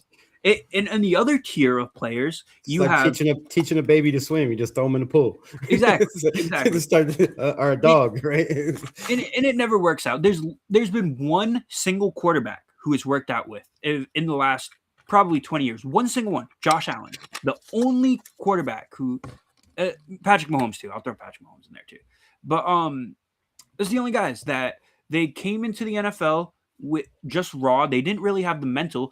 And Josh Allen is such a unicorn. People don't talk about this. That what was his fourth year when he had to turn around? He was very close to just being done with the Bills, just being done with him, right? And then he turned it all around magically overnight. You never ever that didn't happen with Mahomes. Mahomes sat and then he came in.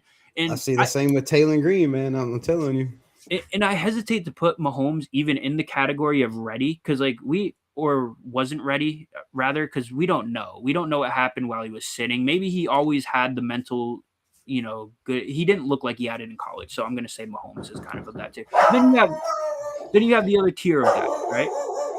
You got Tom Brady, you got Jalen Hurts, you got Joe Burrow. Again, I'm not comparing any of their talents. I'm comparing just their mental, how they approach, because they all approach the game the same way. Okay, what do these guys have in common?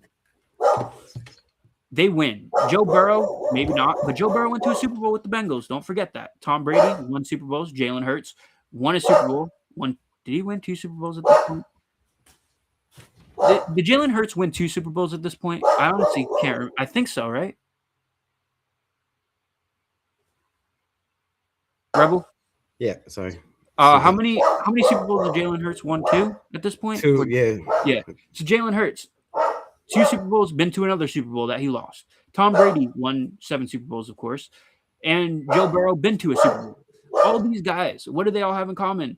They came into the NFL with the mental. That's their thing. They came into the NFL like that. Mendoza is of that cloth. Again, I'm not saying he's Joe Burrow talent. I'm not saying he's Tom Brady talent. I'm not saying he's Jalen Hurts talent, which people might be happy about because I know Jalen Hurts is a lot of people aren't high on Jalen Hurts because of the physical stuff, but he is mentally extremely intelligent, and it leads them to wins. And everybody's like, well, when you have Saquon Barkley, when you have A.J. Brown, it's not hard.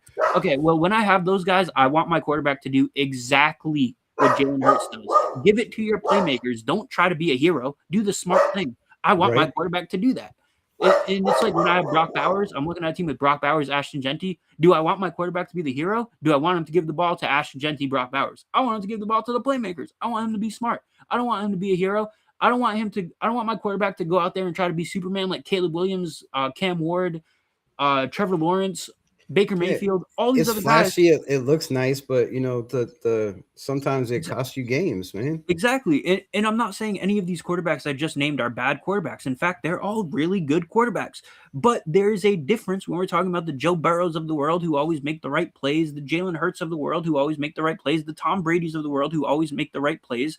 I want that at the end of the day. I don't care if it looks like he's the most talented quarterback in the world or not. I care if it looks like he's making the most winning plays out of all the quarterbacks. And Mendoza does that. He's always done that. And that is why Mendoza does have a lot of hate, because people don't see it that way. And the fact people don't see it that way is why Anthony Richardson, Justin Fields, and all these guys get drafted so high in the first place. Because it's they miss on talent so much in the NFL. Like they take swings, and I mean, you can look at any draft. I mean, just look at how McCarthy's doing right now. You know what I mean? Like top 7 pick, right? Like they moved up to get him. I mean, there's so many. I think they moved up to get him. Yeah, they did. They moved to 10. Yeah, so I mean, there's just so many bad drafting teams are, and I don't know if the scouts just turn on the tape and then they go chill in the Bahamas somewhere and be like, yeah, I'm watching film. But some of these dudes, some of them get drafted in some of these positions. Like last year, the edge class was just crazy. All the guys that went in the first round that are, where are they at right now? Some of them ain't even on teams. I mean, so it's just crazy how these guys draft. So I feel like the Mendoza thing too is, a lot of people sleep on the fact that, yes, he ran that RPO. Yes, he played in the pistol, but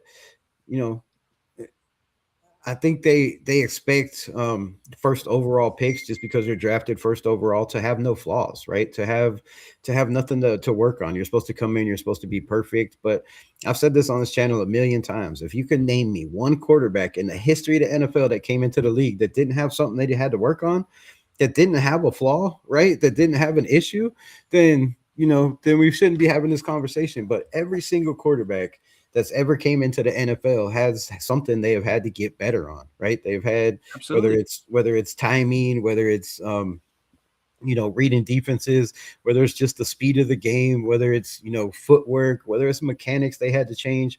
Every quarterback has had a flaw, and every quarterback coming out will have a flaw, whether it's Arch Manning, whether it's Trinidad Chambliss, right? Somebody's going to have a nitpick about somebody because everybody wants to be right and be like, oh, if I say this about this guy, then, and if it happens, I'm going to get famous and blow up, or, whatever their logic is. But I think they just nitpick too much at the little things. He panics in the pocket, right?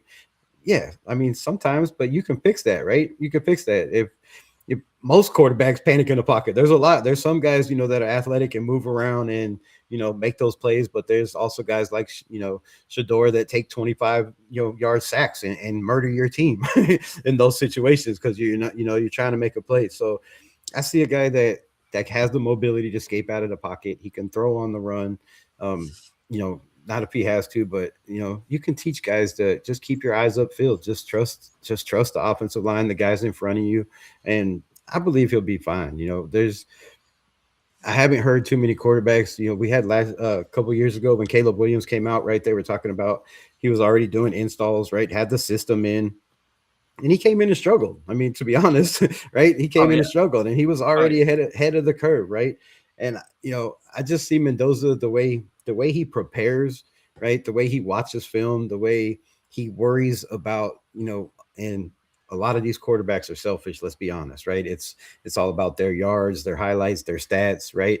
And he's all about the team. He doesn't care if he throws for 500 yards. He doesn't care if he throws for 8 touchdowns, right? He's fine with throwing for 150 yards and being 16 of 17 and having 1 touchdown and then win the game, right? So you don't get quarterbacks like that very often that are selfless, that are all about the team, and they're going to boost guys and build morale because they're not selfish, right? They're going to distribute the ball and move the ball around and get everybody involved. So yeah, I think Absolutely. That a lot of people that, I hear all the talk about, he hasn't taken any snaps in the gun. Is he going to be able to turn his back to the defense, find the open man, right? But all the talk so far is he's learning to hit, his footwork's great from what I hear. He's picking it up really, really fast. And that just shows, his work ethic, his character, and his mentality. And I think a lot of people look to, size and speed and athletics. And a lot of those guys with the fastest 40 times are, don't turn out to really, some of them, a lot of them more than most turn out to be bust, right? They don't turn out to just because they have, the best athletic scores or the best RAS scores, they just, you got to have that mentality. And I think that's the biggest part of playing quarterback in the NFL is mind strength. And I don't see a tougher, stronger competitor. He showed it in, late games and games they were down, Iowa, the Penn State game, the Miami game, even, that touchdown run. He shows it when the pressure's on his shoulders. He's still the same person. He doesn't look like his heart beat any faster, right? He's calm, he's cool, collective, and you can't teach those things. So the things that people talk about that he doesn't have, right? Doesn't have the strongest arm. Can he go through his progressions? You could teach that. You could teach that easily, but you can't teach the mental. You can't teach the physical, right? You can't teach the size at 6'5", 230. He's hard to take down. He's hard to tackle, so you can't teach on any of that. And I think that gives us a solid ass quarterback for a long, long time. That sounds like, he might not ever be that top 10, top 5 guy, but I feel like he can be, right? There are many, many quarterbacks in this league, Tom Brady, Peyton Manning, that stand in the pocket and were, top 5 quarterbacks in their generation. So I don't know why he can't. I hear a lot of talk, he'll never be that guy, or maybe he'll never be a top. I disagree. I think his character, his work ethic, his will to want to win, for his teammates to want to win, I think it's going to carry this young man a long, long way. He has a great head on his shoulders, and just the things you can't teach. Yeah, and honestly, most of the things that you said, and I know that wasn't you saying them as you, it was more you saying them as like what people judge him for. I know that. But a lot of what you said, I think is not even true.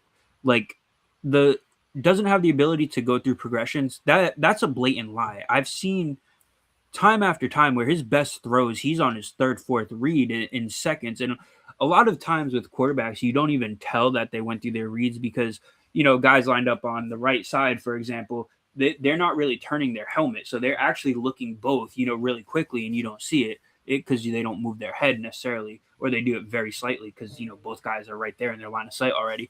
But Mendoza, at the end of the day, the reason why there's so many throws to his first read is because he is so good at just looking at the defensive alignment and noting this guy is going to get open. And wouldn't you know it, that's normally the right play.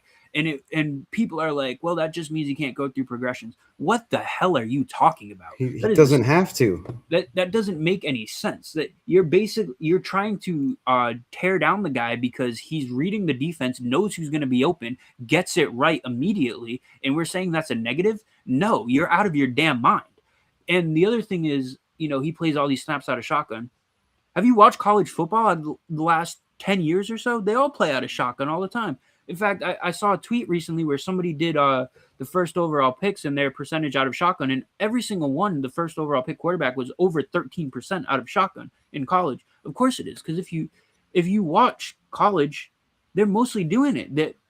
They're always out of shotgun, pistol, and every team for forever. Like even the Ty Simpson talk, right? He had 50 snaps from under center. Mendoza had 11.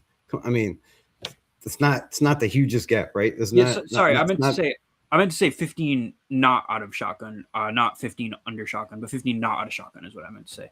So all of them had 15% or lower not under shotgun, and that's college football. I mean, you got to never watch college football to say that, well, this guy, he can't play under center. Look at all these things out of shotgun. Dude, watch just about any team. Not every team, because, some don't do it, but most do. You look at all the first round quarterbacks. Dude, did you see Jackson Dart out of Ole Miss? I don't know if that guy ever played under center, and that's fine. Nobody cared because that's what everybody's doing. But when it comes to Mendoza, for whatever reason, we look at it and we're like, he doesn't play under center. Dude, none of them do. It's fine. But what happens when he does play under center? Well, we haven't seen it enough to say that, he's still great under center. But the other thing is this that I want to say is, what do people and I made a tweet about this like 2 weeks ago. We have devolved as football fans to believe that playing under center is like an entirely different sport than playing out of shotgun. And they're obviously not identical. But it's a big change and a big difference, but yeah, it's not. I mean, you're still footwork. It's you're not catching the ball, and you got to learn to take snaps. But it's so easily taught, right? Yeah, I mean, that's my point. Yeah, and they're obviously not identical. The big thing is footwork, like you said. You got to simultaneously just do your little step backs, if you will, back pedal, going to the left, going to the right. Your back pedal. Absolutely. And you obviously don't have to do that out of shotgun, but even in shotgun, people still mostly do that. They get the ball and they still backpedal, go to the side, left, right, bootleg immediately. And that's all, it all almost translates exactly to catching the ball.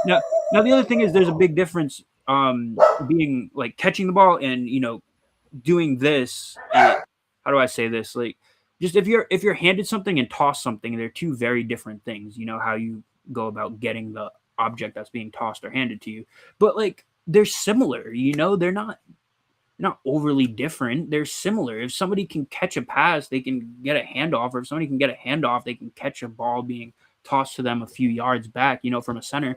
And I would even argue, unless you got Kenny Pickett hands, it should be no problem. Yeah, you got them little tiny hands. Like, it's hard to grip a football, but like he's got normal hands, or what, like 10 and 3/8 or something. So he's got, big enough hands. It shouldn't be a problem taking snaps under center. No, and I think the bigger thing too is, I would assume, we don't know because it's not the NFL. College football, the NFL is not like this, but I would assume it's harder to learn shotgun. Like if you only played out of center, transitioning to shotgun football would be harder than only playing out of shotgun and transitioning to under center. And so it's like he did the thing that I can only assume is more difficult to learn. So of course you can play under center. I don't know. It's just silly to me, Yeah. The only thing I question about Mendoza is, just the system that they ran. Did Kurt Signetti, were they just trying to win games? Obviously they're trying to win games. That's the way you keep your job, but I felt like they could have put them in, some different scenarios and situations just to help them for the next level. And I think, running constant RPOs, and one or two reads just didn't. I mean, it helped him. It helped his timing. It helped his accuracy. It helped all that. But I just felt like they could have did more, at Indiana to try to give them, prepare them for the NFL, right? That's your job as college coaches, I feel like, is to prepare these guys for the next level So if you're a college coach and you know what they run at the next level, why the hell are you not preparing your guy? You don't have to be every snap, but when you're up, when you're up 5 touchdowns or something, dude, have some snaps under center. Let them get that feel. And I think every team should do that. And just try to give their guys the best possible chance to succeed at the next level. Yeah, I hear you.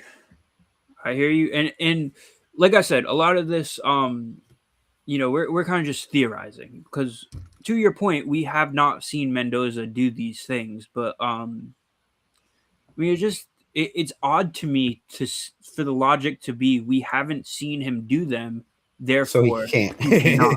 Which He I know can't you're do not these. saying. Yeah. Yeah, you're not saying, but people do say that often, and it's like Like he what are we doesn't have a talking? ceiling. Like he doesn't like he like I think a lot of people feel like this is Mendoza's ceiling, and he's not going to get any better or develop. Which I just don't see that. Maybe athletic wise, but I just don't see a scenario where he doesn't get better and evolve. My biggest thing, because I was not on the Mendoza train. Let's be honest. Like I was team trade back from the jump, from the beginning, just because of the assets it can bring you. But then just looking around, the draft and looking at the teams and looking at the scenarios, I'm like, man, there's no way that we could trade back in this draft. It just doesn't. It's not feasible, right? It doesn't make sense.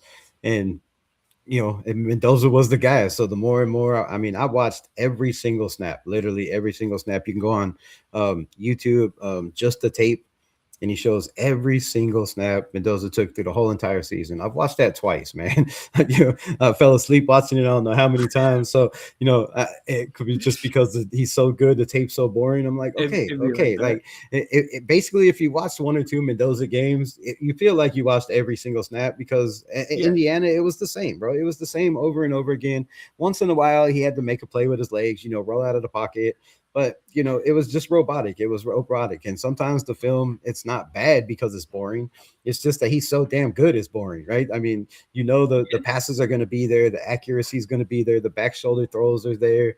Throwing from one hash to the sidelines, right behind the numbers is, damn good throws. So I think he can make all the throws. I think he can do all, everything. I feel like the only question is, or the main question is, taking snaps behind center and, some of the pocket awareness. I watching all those things, I feel the same way. Like when the pocket does collapse, sometimes he does look like a deer in the headlights. Head down, eyes down. Just keep your eyes upfield, and they're gonna work on that, man. They're gonna, they're gonna critique and nitpick every little problem that they think is gonna hurt him. The tapping the ball thing that concerns me, right? I don't know how you take that out of a quarterback when every play it's a lot. It's a lot. Before he throws, he's tapping the ball. I mean, it's consistent. That's a tick. Teams are going to bite on that. Is he good enough? Does he have strong enough arm, fast enough arm to to get past teams knowing when he's going to throw? I have a question for that. So that's good. That's going to be something that they're going to have to work on, and it's going to take time to get that out of your head. They've allowed him to do that so long that that's a bad habit that you're going to have to fix, because the NFL, they're going to murder you on that. They're just going to sit back there and be like, okay, he's getting ready to throw a break on the ball, right? Especially in zone coverages, guys are going to eat that up in the NFL. So, and we've seen it a couple times, right? We've seen it in a couple of games where in the red zone a couple times where he's thrown that quick outside ball and they were just that close from taking it to the house. So, you got to work on that. That's a tell. But other than that, man, I think it's good enough arm strength. My critique was sometimes, it seems like after 40 yards, you lose velocity on the ball, right? It just, it shows you don't have the strongest arm, but within 25 to 30 yards, I don't see anybody that has a stronger arm, in my opinion. Like it comes out hot, right? Oh, yeah. You can hear when they catch the ball, like it's hitting their hands. So, I feel like that's, an asset that a lot of people, overlook, being able to get the ball out, being able to have that velocity, being able to throw, 1, 2, 3 balls, right? Have touch on the ball. I think that's, things he's going to have to develop on and get better. But every quarterback has those flaws, man. And I just feel like that's all shit that it's easily fixed. Not easily fixed, but with his mindset and all that, I think it's things they can get past. And if the Raiders didn't feel like they could get past the habits, they had, they wouldn't take him.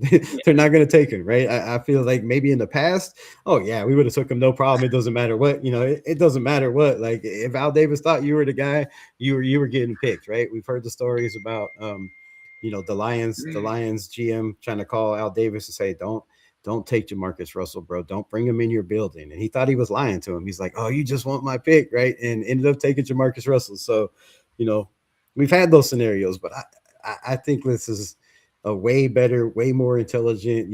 I'm bought in on Spytek. I think this dude plays hardball when it comes to the draft.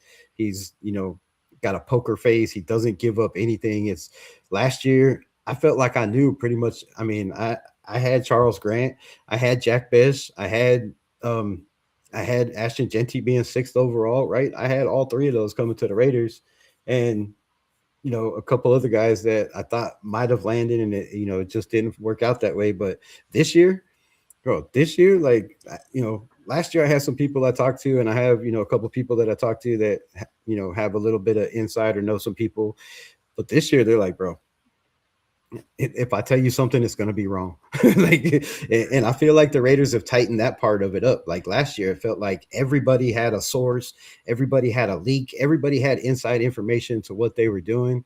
And a lot of it, a lot of those sources and leaks turned out to be true. And this year, ain't nobody hitting on nothing anytime. I mean, even the coaching, I heard people like, oh, it's a guarantee, they're taking this guy's, it's a wrap. He's the number one, the quarterback coach from the Broncos, right? He was first. Oh, they're taking that young guy, my sources tell me, Davis Webb, he's a lock, bro. They want Davis Webb. And then it was, the defensive coordinator for the Chargers, my sources tell me that he's not leaving the building. Like, this is their guy, bro. Like, and nobody has anything. And then, now that it's Clint Kubiak, that was everybody's number one guy, and they knew it was going to be him the whole time. So I was still on the, I'm not gonna lie, I wanted Mike LaFleur. Kubiak was my second, and I was like, if we get either one, I'm happy, because they're both offensive minds. They're both young, up and coming. They remind me of that Gruden style, so I would have been happy with either one, but it's going to be fun to watch the Cardinals over there because they seem to be making some crazy moves. Yeah, I hear you. The Davis Webb thing is so funny because I'm pretty sure the dude had 3 years of coaching experience, none as offensive coordinator at all. And it's like, but just like, to be fair with Davis Webb, the fact that he even got any head coaching interviews, and he got a second one with the Raiders, which he was never going to get the job. But like, and the Bills too. Didn't he have one with the Bills as well? Yeah. The fact that he landed multiple head coach interviews shows how impressive he actually is. But it's, and people were comparing him to Sean McVay. Sean McVay had as many years as he had coaching experience at offensive coordinator alone. He was the offensive coordinator for 3 years before Sean McVay became right. So Gruden too. They were comparing him to Gruden, like, oh, it's the next Gruden. They're going to take the youngest coach ever. I was like, Gruden was in other buildings, man. He was in there for a lot. It's so weird. Not just a quarterback, like. But the fact that Davis Webb, like I said, that fact that he had any head coaching interviews, and he had a second one with the Raiders, which he was never going to get the job, but they brought him back. They found him that interesting and that good. That's volumes to how good he actually is as a coach, or appears to be. So good for him. But that's as far as it ever was going to go. I could argue, and I would argue, that it's miraculous it even made it that far. But that was crazy from the beginning. I think, in my opinion, I feel like Spytek and Brady were kind of in on that. Let's bring in Davis Webb, and I think their plan kind of worked out exactly like they wanted to do. You get no more Sean Payton calling plays. Now you have this young quarterback guy, got promoted to the calling plays on the OC. Now he's the OC instead of the quarterback coach. It might have worked out in the Raiders' favor. I would much rather have a young guy like Davis Webb, who hasn't been in the league a long time, calling plays than Sean Payton. You know what I mean? Yeah, that we face twice a year. So that could have also worked out in the Raiders' favor, man. Definitely. For sure. And I do think he's going to be a good coach, because this is a guy he's definitely in that circle. He's got his name in that circle where there's a lot of people, Yeah. looking For at sure. him for sure. Like none of that was supposed to be slander. I hope everybody knows that. But it was just reality. Yeah. I mean, I don't think anybody thought he was going to get, a head coaching job that early. That it just doesn't make sense. But so one more scenario, and then shit, it's almost 2 hours. Damn. One more scenario, and then we'll run a quick mock draft, and I'll get you out of here. But yes, sir.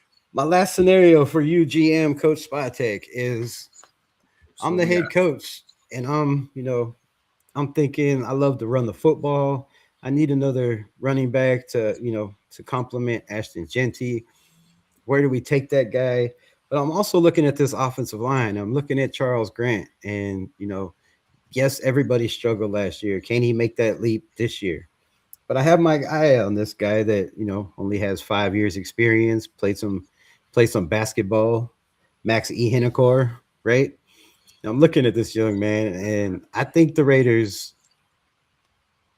I have a feeling with Spytek. I know he's not a top 30 visit. I think they're trying to be sneaky with, who they take or where they take him. But, anyway, they usually are. Teams usually are. It's not often that they just go and pick their top 30 visits.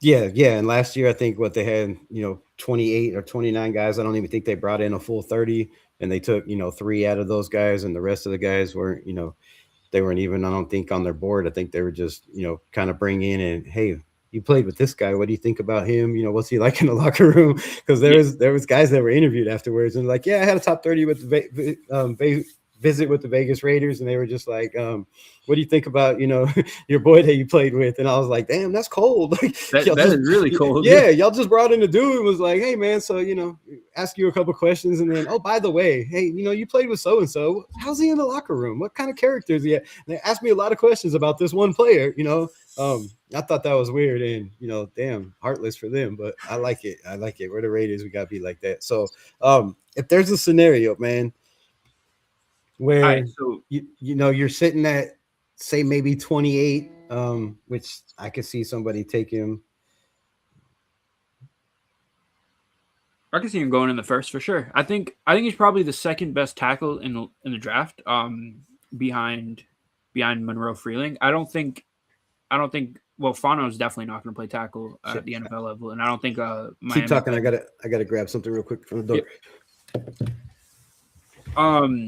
All right, so I'll just read some of the chat.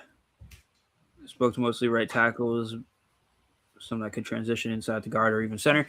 So, I'll speak about this more when Rebel comes back. I actually think the offensive line is very underrated. I think almost all of it had to do with the coaching. First of all, as bad as the offensive line was for the Raiders last year, you have to go out of your way to make that happen. Okay, we're talking about. Welcome back, Rebel. Talking about the Raiders offensive line. I'm just answering the chat real quick. Raiders offensive line, I think, is very underrated.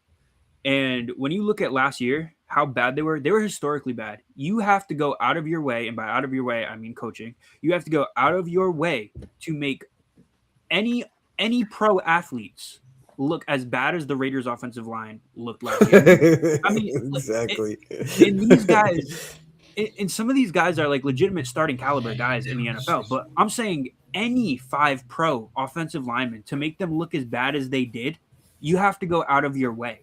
So, that's gone. That's been fixed. But then here's the big thing.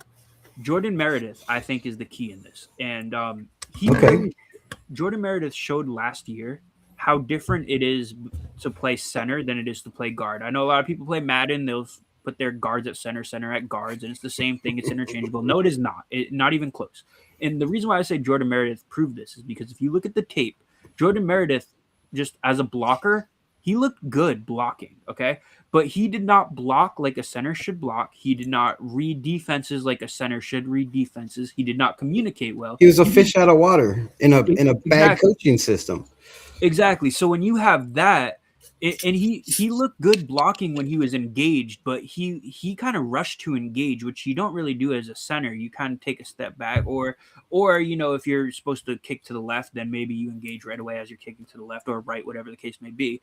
But Meredith blocked like a guard would block, and he did not communicate like a center would communicate. And then this caused, now people look at Jordan Meredith and they're like, oh, this guy can't block for shit. No, that's not true. He actually blocked really well last year. He just didn't block like a center should, and he didn't play like a center should. So now if you have Jordan Meredith, who played really good at guard in 2024, he's going back to guard. I think he's going to win the starting job opposite of JPJ. And you have two really good guards, assuming Jordan Meredith can get back to that 2024 form. It's because, he might be mentally destroyed right now. You don't know. I hope not. I think we all hope not, but I think Jordan Meredith might be in his own head right now. So you have two good guards on this roster because he looked really good at guard in 2024. He looked really good at guard. Colton Miller is going to be healthy, and I only say healthy in quotes because it seems like every year we're looking at Colton Miller get hurt. So, he's healthy for now, is what it is. I think your only question mark really is DJ Glaze. Facts. And I go back to saying if DJ Glaze, I haven't said this on here, but I've said personally before, if DJ Glaze is your worst offensive lineman on the line, you're not going to have 5 All-Pros on the offensive line. That is unrealistic. I know a lot of people think, well, this guy is not a Pro Bowler, so they should replace him. The Patriots last year made it to the Super Bowl with 1 first-round tackle. The rest of that offensive line were 5th-round picks. Yeah, so from other teams that they put together. Exactly. So when Glaze is a team's worst offensive lineman, notably so, by the way, I think you're in really good shape. So.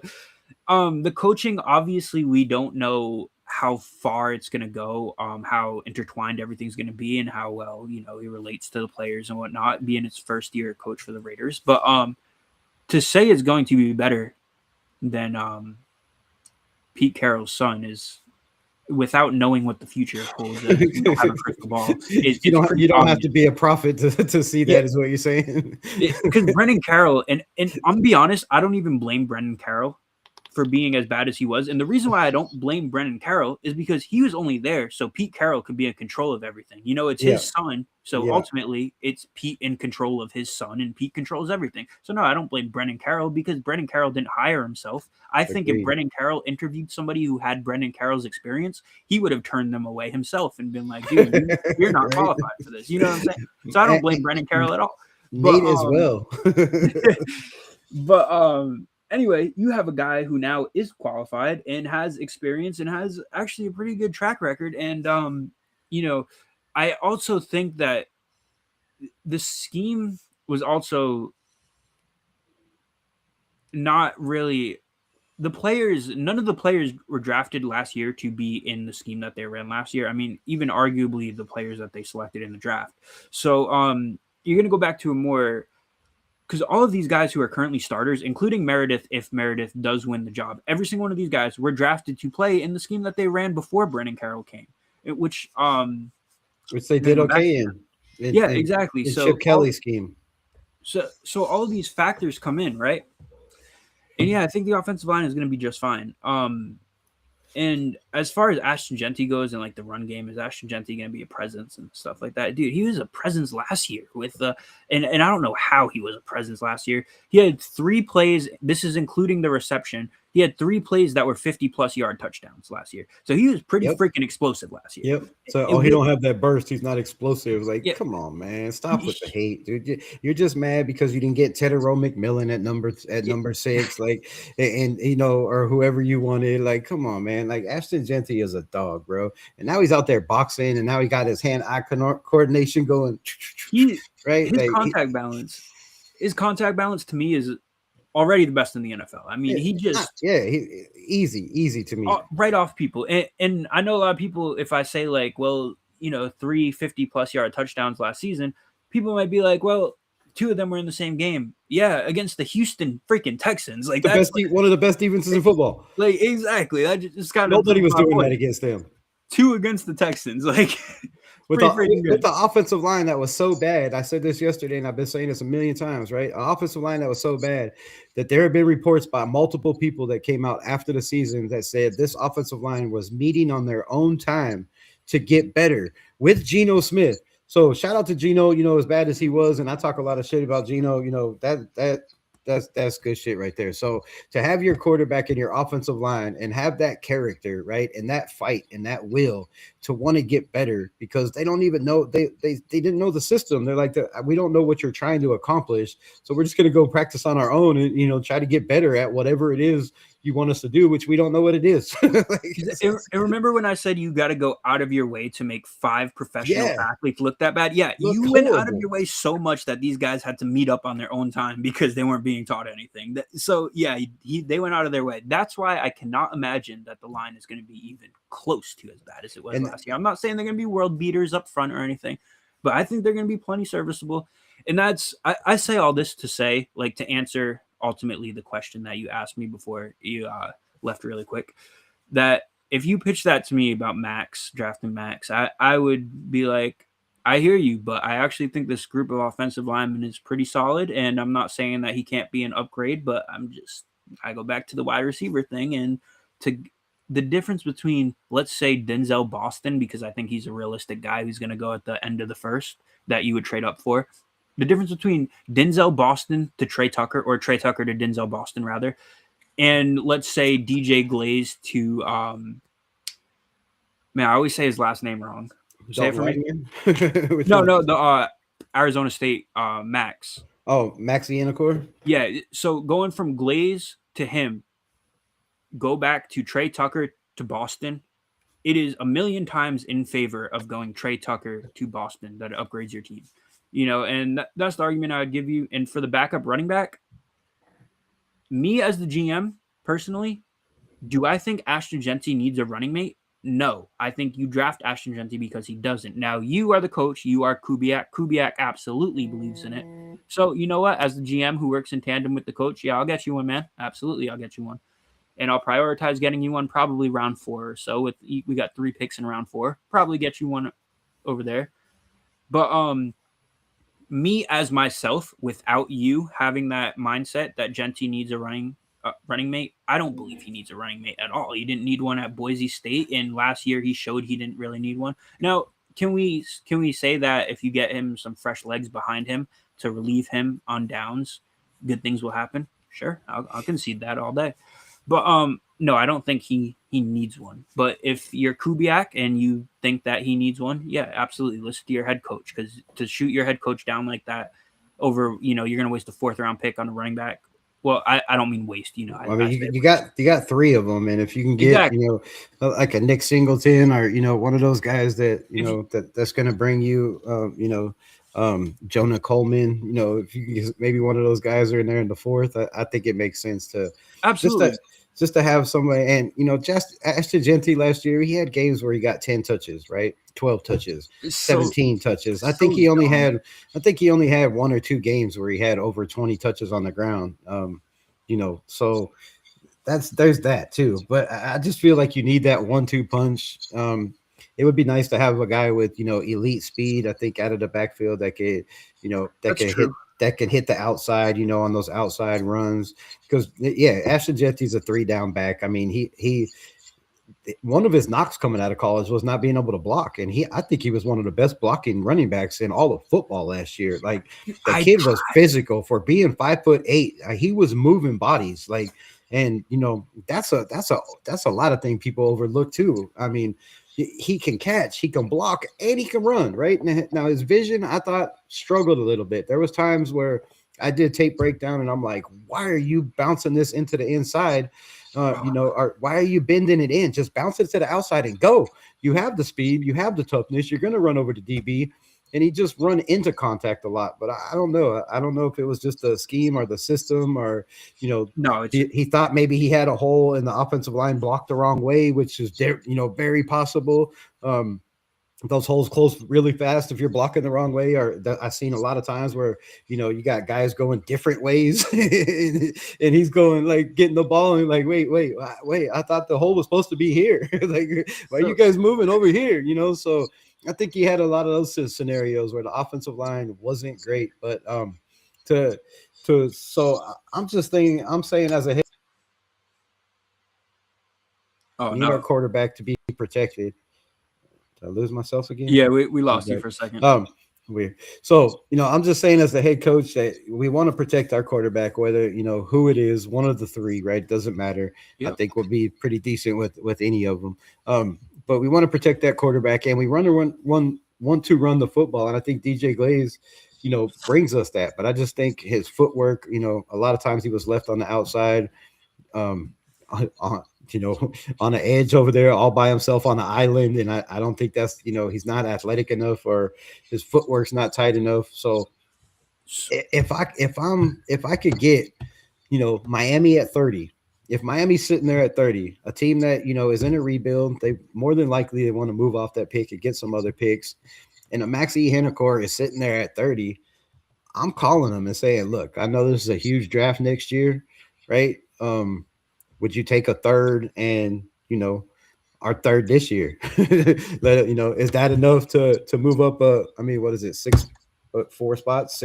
So I think, to move up 6 spots and to give up a pick next year and to get a guy that, has only 5 years experience, has huge upside, has great athleticism because of the ball, the ball skills playing basketball. He doesn't have a lot of bad habits because he's only played football for 5 years. I think if I'm Rick Dennison, I'm looking at this mammoth of a man on the right side and saying, I know what Clint Kubiak wants to do in the running game, and I know what he wants to do in the passing game. And I like Jordan Meredith. I like JPJ. I like Caleb Rogers, right? Whoever wins out. We know more than likely it's Tyler Lindenbaum and, Colton Miller are those guys. The rest, I think, are up for battle. Yeah. But if you're telling me that I can, that I could give up a third and a third next year or whatever it is, a second and a third next year and move up and get a guy like Maxi Hennecore with huge upside and have my offensive line, right side for the next 10 years, I think I'd do that. Because let me tell you this, because damn it, where'd my shit go? Oh wait, yeah. All right. Because I'm looking at this wide receiver class, right? And we talk about the safety class. And I know you're saying wide receiver is the biggest need as the GM, right? You want to give your guy, you want to give your guy that number one target, a guy that he can come in, develop in, day one, right off the rip. But I'm looking at this wide receiver class, and you got Carnell Tate going to be off the board. Jordan Tyson going to be off the board. Mekhi Lemon's going to be off the board. Omar Cooper is going to be off the board. That's 4 in the first round, right? And then my take on this is I feel KC Concepcion, Denzel Boston also are off the board at that scenario. I think there's 6 receivers that go in this first round. I agree with you. I feel there's a lot of a lot of receiver needs in this team.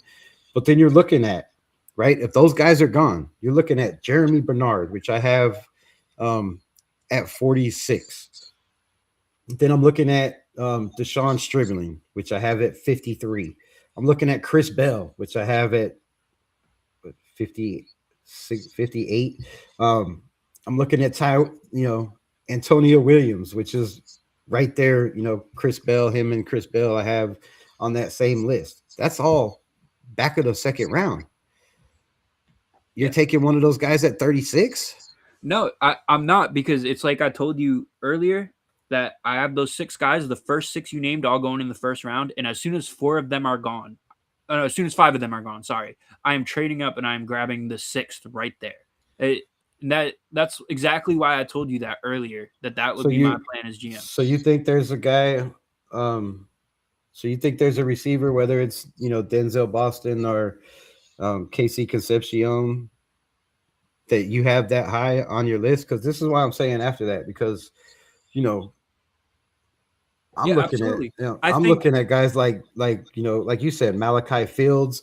I'm looking at a Ted Hurst that I could get probably in the 3rd round. They have him. I have him in the 80s, but I just think with the way the receiver class is going to go and the board's going to go, Charles Grant is a good right tackle. Charles Grant is drafted to be a left tackle. He doesn't play right tackle. He could, but he was drafted to be on the left side. Sorry, just answering that question. So we need a right tackle, and Dalton Wagner could be that guy. Maybe he beats out DJ Glaze. He's been on the practice squad for the last 3 years. Look, here's Arkansas Mauler. But look, I got Bryce Lance, Ted Hurst, Elijah Surratt, Malachi Fields, Jacoby Lane, Skylar Bell, Brandon Thompson.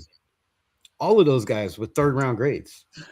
Maybe back at a second. Like, so moving up for a receiver, what are we going to have to give to move up, and where are those receivers going to be? Okay, so I'll answer this. Those guys, and I like a lot of those guys. Malachi Fields honestly might be my favorite receiver in this draft, and I would not be surprised if Malachi Fields ends up being the best, like as far as just individually the best wide receiver in this class. That genuinely would not shock me. Okay, and I'm not predicting that. I'm just saying it wouldn't shock me. But those guys do not transform the wide receiver room. None of those guys are guys that the defense has to pay attention to, or or to any magnitude. But those first 6 guys are guys that will absolutely completely transform it. And they're not all safety blankets. They're not all for Mendoza to just have someone to go through. You look at KC Concepcion, his big thing is the concentration drops. And that's honestly the exact opposite of what Mendoza would need for a safety blanket. But he is so good at creation. He is so good at creation. He just leaves defenders wondering what the hell happened. And when you have a guy like that, defenses have to commit 2 guys to him in zone or whatever it may be. They have to look out for him. At least 2 guys have their eyes on him. And that is completely transforming the wide receiver room, because nobody like that. Trey Tucker is a guy that, for all intents and purposes, I think Ted Hurst and Bryce Lance could be those guys where you're going to have to pay attention to and put 2 bodies on. Ted Hurst got that ability where I love that Ted quickness, Hurst. that burst, the hands, the speed. I love Ted Hurst. I see, and this is because he plays at Georgia State and he hasn't played anybody that's, he had to put the moves on. It's kind of like the Calvin Johnson situation way back when he was drafted. Nobody has seen. It's a good situation. Nobody has seen the creation things that they can do. Is that because they can't do it, or is that because they haven't needed to, because they're playing guys that they don't need to get creative with? I mean, you got to look at their quarterback too over there, and the fact that he could have transferred. I think he was offered over $1 million or around $1 million to transfer, and he stayed because I do believe there's a why do I keep forgetting it? Hugh Jackson is there. That's what I want to say. I keep forgetting his damn name. Former Raiders head coach Hugh Jackson is there. So they have Hugh Jackson. They have their defensive back coach is another, I think, NFL guy. So they have some NFL style shit going on over there, and I think that's why he stayed for the development to learn and get better. But Hugh Jackson was on another podcaster, Protect the Shield. Shout out my guy Chris. Oh, great interview, by the way. But yeah, he was on there and he was saying, they put him through the ringer, but they put him, everywhere. They lined him up in the backfield. They lined him up at the slot. They lined him up at the X, at the, at the Z. They put him everywhere. So, they ran him through the ringer. And he says this dude is an absolute dog, right? And, Hugh Jackson's coached in the NFL. So he's like, man, anybody that gets this kid is, it's a kid you're going to have to double team. You're going to have to pay attention to if you're on defense. So, if you can get guys like that, though, in the third, I just don't see you yourself, Spytek, giving up those draft capital that you love so much to go get that guy. I mean, and let me, as a coach, let me ask you this: if we're planning on sitting Mendoza for a year, we just get a quarterback receiver next year, right? I mean, absolutely. But I would hit you with this. First of all, this receiver room is so bad that you could trade up for your guy, get one of those 6 guys, and then come back and draft a Ted Hurst, and then next year draft another receiver, because you got guys like Jack Besh and you got guys like Dante Thornton who have so much potential. But for right now, potential is just a word. They are so far from what they could be and what they frankly should be right now. They're so far from it. Doesn't mean that they won't ever get there, but that's the reality right now. You could literally draft a guy in the first round at the tail end of the first round, a receiver. You could draft a Ted Hurst. You trade up again, maybe into the third to get a Ted Hurst, and then you could draft a receiver next year. Jacoby Lane. All of it makes sense. It's bad. It's a bad receiver. Jacoby Lane. I think this receiver class is being slept on. Really, I feel like there's a lot of damn good route runners. There's a whole bunch of speed in this class. I think a lot of their problems are maybe small hands and short arms. Like I think there's a lot of alligator receivers out here, but I think this receiver class is deep. I wouldn't be Oh, surprised I if do. I do. in the second, early in the second, if they just start popping off, and guys like Jacoby Lane, Ted Hurst, all these guys that are projected to go later, start balling at the end of the second, and then teams are stuck like, damn, we better get our receiver early in this third round because they're popping off quick. And then my other pushback as the head coach would be What's up? the corner position, right? We don't have a true slot. We brought in Gerard Johnson. Is he going to play that nickel? Is he going to play the safety? Is he going to be a corner? Right? We don't have a true slot. And then you're looking at the defensive class, and you got Mensor Delane, Chris Johnson. I have in the first round in the 20s. I think he's a first round talent.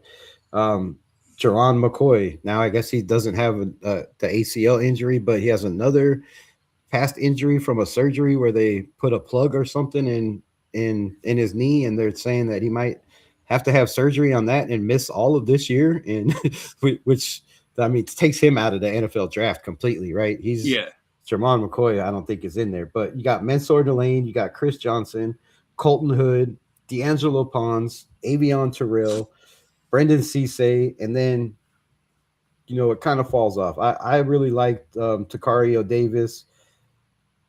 I think he, has a chance to be one of them ones. And then, later, I like guys like Julian Neal and Ephesians Prisock. But so corner, I think corner's, another thing where you're gonna have to either take one early, move up and get one if you want that lockdown corner.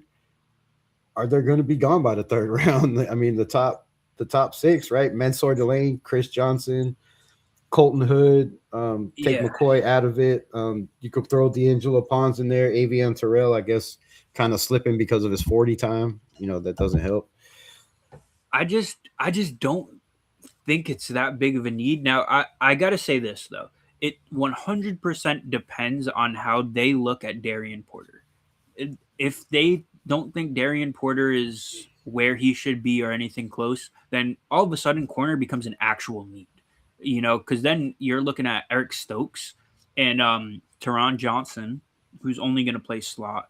And you're like, what do we do at the other cornerback opposite of Stokes? We don't have anything. And literally, like DeCamerion Richardson is the next guy up because we don't even have anything. Even if you like Porter and you're like, this guy is, he's our second starter, you still have nobody after Porter. So they have that Chagazi Asan Asunim or whatever. Yeah. He played a little bit last year. He showed me a little bit of flash, like his toughness and his attitude. I think could go a long way, but I don't know if I don't think he's a guy you're putting in at that spot. Yeah, no, I hear you. I just So yeah, I'm agreeing with you though. Like corner, if Darian Porter takes that next jump, then you're good. But then you still don't have no backups, right? And I'm saying this with corner and safety, I feel is the need more than defensive tackle. Because defensive tackle, they're running a 3-4, which will be 25-30% of the time in your base defense, and then you're going to be in sub packages, right? You're going to be in a 4-2-5. You're going to be in nickel or dime or whatever it is. So you're going to need those defensive backs, and if you're looking at our defensive backs and you're going, okay, so cover guys, we have Eric Stokes, DeCamerion Richardson, and Darian Porter Jr. And the rest are downhill, tackle, stop the run. They're not cover guys. They're not turn your hips and run. They're not guys that can play in quarters and halves or Well, to be honest with you, neither is DeCamerion. He's really not that kind of guy either. So that's even one less than what you said. I feel like with his 4.3 speed and his hips have been getting better. I think he just didn't play last year because I don't know. I feel like it was something with Pete Carroll where he didn't like him. He traded traded Jacorian Bennett, right? I think he just do what all coaches do. They come in and they're like, okay, I'm a defensive guy. These defensive guys were drafted by another defensive coach, and I'm going to get rid of them and bring in my guys. And I think that's kind of where it fit. And then, that's why we didn't see DCAM play, because he brought in Kai Blue Kelly, and that was his guy. And Kai Blue Kelly was taking reps over Darian Porter, which should have never ever been the case. Darian Porter looked way better when he was out there, right? So I think that was a coach's thing. And hopefully DeCamarion Richardson, because he was a dog. Where was Maryland? I can't, but he was a dog in college, man. Where'd he go? Ole Miss, I think. I can't remember where. I want to say one of those M's, Minnesota or Maryland, for some reason. I think Ole Miss, but yeah, man, he was he was a baller. He's got that speed. He's got the long arms, right? He's got big hands. His hips seem decent enough in coverage. Where, I mean, but yeah, like if he's not that guy, right, then you definitely need another corner. You got to bring in one. And I just looking at this corner room. I just, maybe, like I said, maybe in the late rounds you could get one of those guys like, but I don't know. I don't know. I feel like corner is a huge need. Like Colton Hood, more than likely, also a first round guy. And then it just, the talent just drops off big time after that. I hear you. And just to address some comments, nose tackle won't be needed more than 12-15% of the defensive snaps. That's obviously true as it pertains to like going on the field, but I don't even think it's needed, because you got guys like Adam Butler who played it in New England. You got a guy like Tonka Hemingway who you don't want him out there 100% of the time. He's not going to be out there 100% of the time. Didn't he have 4 sacks in 4 games last year? 4 sacks in 5 games. Yeah. He has nose tackle experience. And so like, even when people talk like, well, they need a nose tackle because there's none on the roster, it's still like, that's still not true. Like they have plenty of guys with experience. Trevin May, who also, that defensive line guy that can get to the quarterback, stop the run. I think he takes the next step. And then most recent comment, Pete refused to play far too many of the roster assets. So the thing with Pete Carroll that I find interesting, way too many. I actually think I can't blame Pete Carroll for anything that he did in that regard. And the reason why I say that is be Pete Carroll, be 70, what is he, 73? Know that this is your last contract. This is it. You don't have tomorrow. So why are you going to play guys who you're developing for tomorrow? You're going to play guys who you feel are the best options for 2025, and that's it. And, you don't care about the future because you're not going to be here for the future. You're Pete Carroll. You're not John Spytek. And so in that regard, do I blame Pete Carroll for playing all the veterans and, not giving Porter minutes going with Q Blue, not giving the wide receivers reps going with Tyler Lockett? Do I blame him for that? No, of course not. Because honestly, he's just taking advantage of his own window, trying to secure his job for the future. And then in the future, worry about that. Hopefully things go. So I really don't blame Pete Carroll. It's easy to like look and be like, it's so stupid that he played all the veterans and he didn't play the young guys. Yeah, but Pete Carroll, 73 years old, he doesn't have tomorrow. Like he's not here for that. He's here for the Pete Carroll era, not the John Spytek era. So I don't blame Pete Carroll for that. I really don't. But I blame Pete for that because as knowledge as you are about football, you should have seen the writing on the wall. Spytek has a way longer contract than you. You're at the end of your run. You got to know that bringing in Geno and sticking with Geno no matter what. When you had guys like Aiden O'Connell in the building that showed, they can play football, they can win you games, they can help your team. If they're not even if quarterbacks, everything doesn't have to be perfect. It's just he was playing way better than Geno was. You stick with Geno, right? You stick with guys like a Landon Roberts, who, I really didn't think did much when he was out there. But when Tommy Eichenberg was getting, what he was getting out there, the kid was flying around making plays.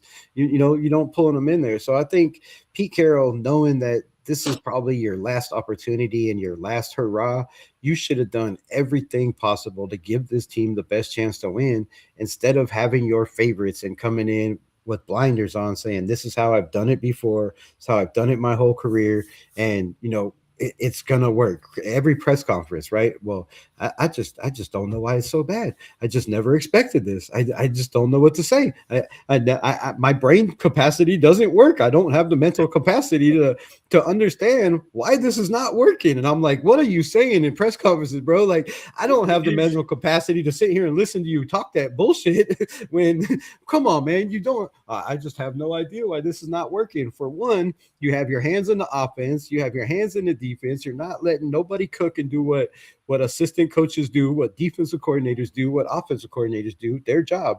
You want to have your hands in everything and put in guys, change the offensive line around that was, went from 24th in the NFL from this most of the season. From December on, they went from 24th to 13th in the NFL. They finished the season 13th in the NFL with that offensive line once they changed stuff around and got the Turners in there. And then you take that offensive line and you're like, well, they were ranked in, 13th to 15th in some categories, but I don't think that's good enough. Let's move everybody around different positions and let my son, coach the offensive line. So I blame Pete Carroll 1,000%. That's the one thing I absolutely blame him for. And I've been very vocal about the whole, when Pete was super adamant about the JPJ Meredith switch, that never made sense to me. Meredith looked really good at guard. JPJ looked really good at center. And you're just going to be like, well, that may be true, and it's not broken, but let's fix it anyway. It's not broken, but let's fix it now. That never, ever made sense to me at all. And I mean, and now hopefully Meredith's confidence isn't shot with that, because he actually looked really freaking good at guard the year before. Yeah. But other than that, I'm gonna be honest, like, I just feel like if you're Pete Carroll, like I said, I mean, it's irrelevant. It's already happened. It's done. But yeah, I feel like I'm with you on this offensive line, man. I'll give you my hot take. This is what I think is going to happen. If they don't go offensive line, I think Max Hennecourt, I just have this gut feeling that Spytek I think that's one of their guys where if he's there and it makes sense and they can get to him like at 30 with Miami, I just don't see him getting to 30. I think Max is off the board before then, just because those offensive linemen are, valuable and they're going to go quick. So, but if he's there at 30, I'd see a scenario where, he tries to move up and get one of those guys. But I'm looking at this offensive line, and Spytek drafted Charles Grant, right? He drafted Caleb Rogers. Those are his guys, right? Those are on his name. He's taking full responsibility for them. They're not going anywhere. So those are guys that he felt, were guys of the future. Charles Grant, when he was out there, he showed signs that he could be that guy. So good upside there. Caleb Rogers also showed signs that, that he should be that guy. I think he should be the starting right guard, really. Start the season with Caleb Rogers, let him rock. But looking at, just the way that they believe in their philosophy with everything, I would not be surprised if to start the season, you're looking at, Colton Miller, Burford that they brought in, Burford playing either left or right, Linderbaum at center, and then Jordan Meredith and Charles Grant. And I say that because Jordan Meredith has more experience than Caleb Rogers, has more experience than JPJ. He's not gonna give you those penalties or those unnecessary plays, right? That JPJ is going to give you. So, and with that experience, Charles Grant played his best, or DJ Glaze played his best football when Meredith was on the right side, right? Yeah. He got better the year before.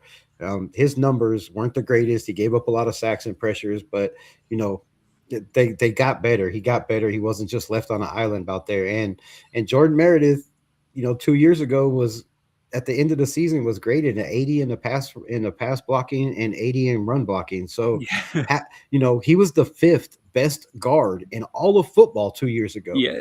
How do you put that guy on the bench? So I believe Meredith gets the starting job. I just don't see a scenario where that big grown man is going to come out and get beat out by these young guys. I just don't I don't see it. He's like, bro, I'm 28 years old. I've been a UDFA. I've been on this team. I've been off this team, and you're going to have to kill me to get me off this field. I think Jordan Meredith just has that, that instinct in him. So I wouldn't be surprised if it's Meredith and Burford, just because, you brought in a guy like Alex Kappa. Alex Kappa played last year because of the money he was making.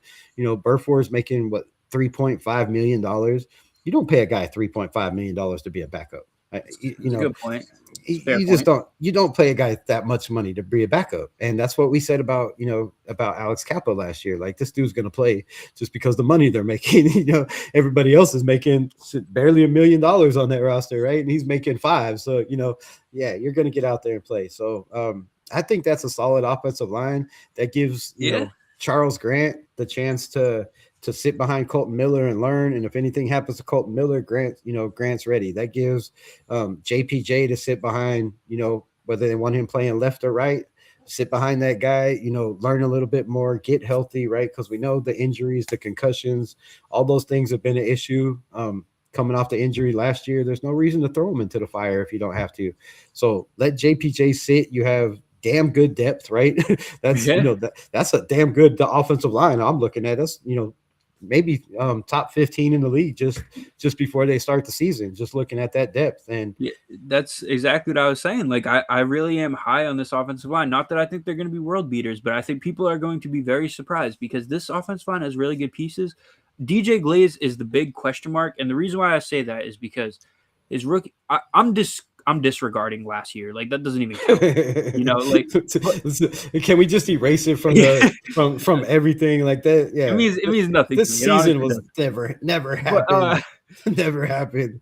But Glaze, his rookie year, actually led all tackles and pressures. But what is very interesting about this is when he played the Steelers, he held TJ Watt to 0 pressures for the first time in 5 years in any singular game. TJ Watt, first time in 5 years. Yeah. Now, why is this important? Because we are looking at his potential in live action and not just theorizing what it could be, but we're saying and concluding the best of DJ Glaze that we have seen without theorizing, but actually we've seen in reality, held TJ Watt to 0 pressures. That is what DJ Glaze is capable of. And, you can be like, well, we don't get that often enough, and very fair, but you cannot take that and be like, well, we're looking at a guy who can hold TJ Watt to 0 pressures in a game. How many guys can do that? Apparently none in the last 5 years before that, so big freaking sentiment with Glaze. There's a lot of potential there that he's shown, not just he can theoretically become, but he has been at times. And if you get anything close to that level from DJ Glaze moderately consistently at any point, man, you're living in a great world. You're living in a great world. Right.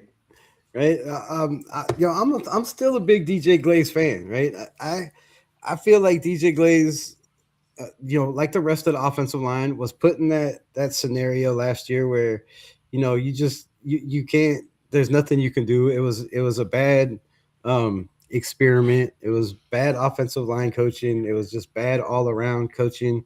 I'll get off here in a second. I know you probably got to go. It's been forever. So, I'm actually just reading the comments. So if it looks like I'm kind of I didn't know if though they was like, hey man, it's been 3 hours. Come on. So, but yeah, man, I feel like DJ Glaze, he's a mule. He's a mule. There's a reason, Hondo Carpenter calls him the mule, right? He's big. He's got those long arms. He's got those big hands. They can be violent. And I think with the right coaching in the building, I wouldn't be surprised if DJ Glaze holds his own if if he's that guy out there this year. Yeah, I agree. So let's run a quick mock draft and then we'll get the hell off here. All right, let's do it. Wait, I don't know why I just did that. I already had one open.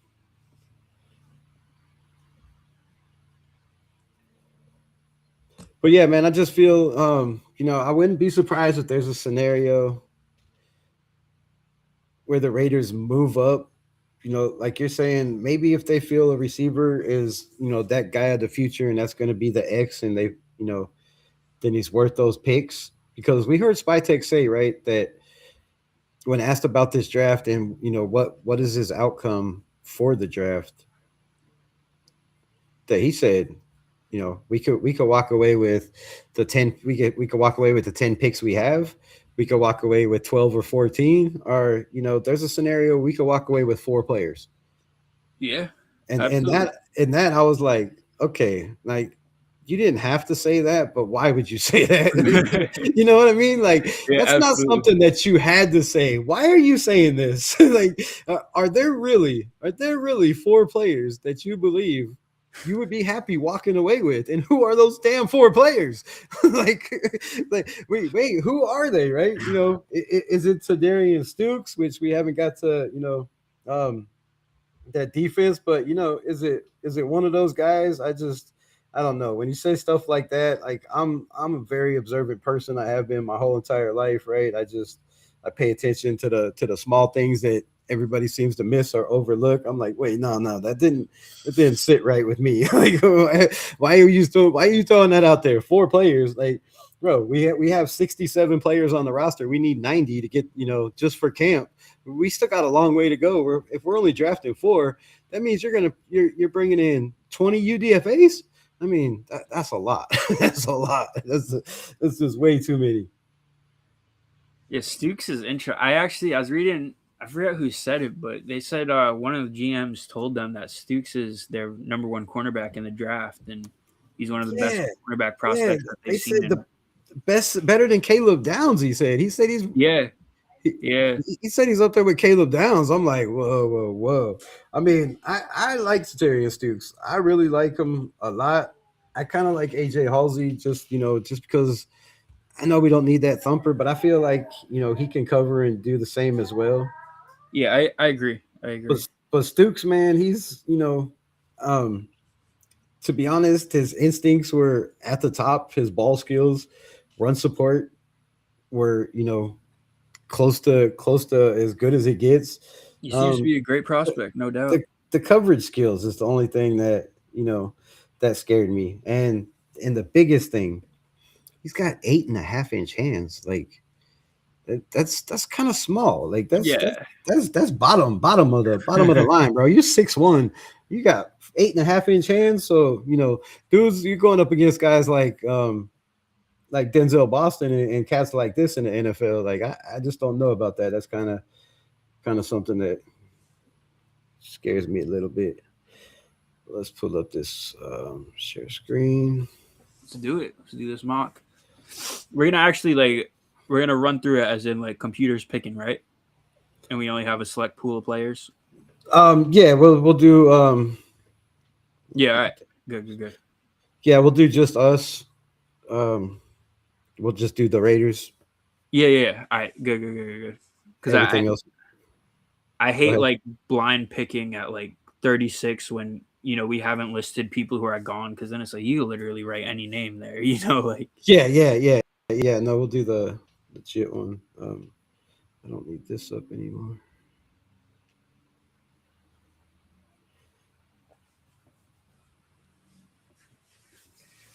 But yeah, Raiders look much improved, no doubt about it. They still I do think that there's still missing a little bit of all right. My damn computer is tripping. What just happened? Stop freezing. I think it's been on too long. NFL mock draft simulator. That's the one I want. Let's try this again. Let's do it. Okay, what is going on here? All right, let's try that again. Stokes and Stukes tandem. I don't know if it's gonna let me do this mock draft. I think my internet just went crazy. I can't control this dang thing. All right, here we go. So obviously, number 1 is Mendoza, of course. Let's see if I could change this damn format.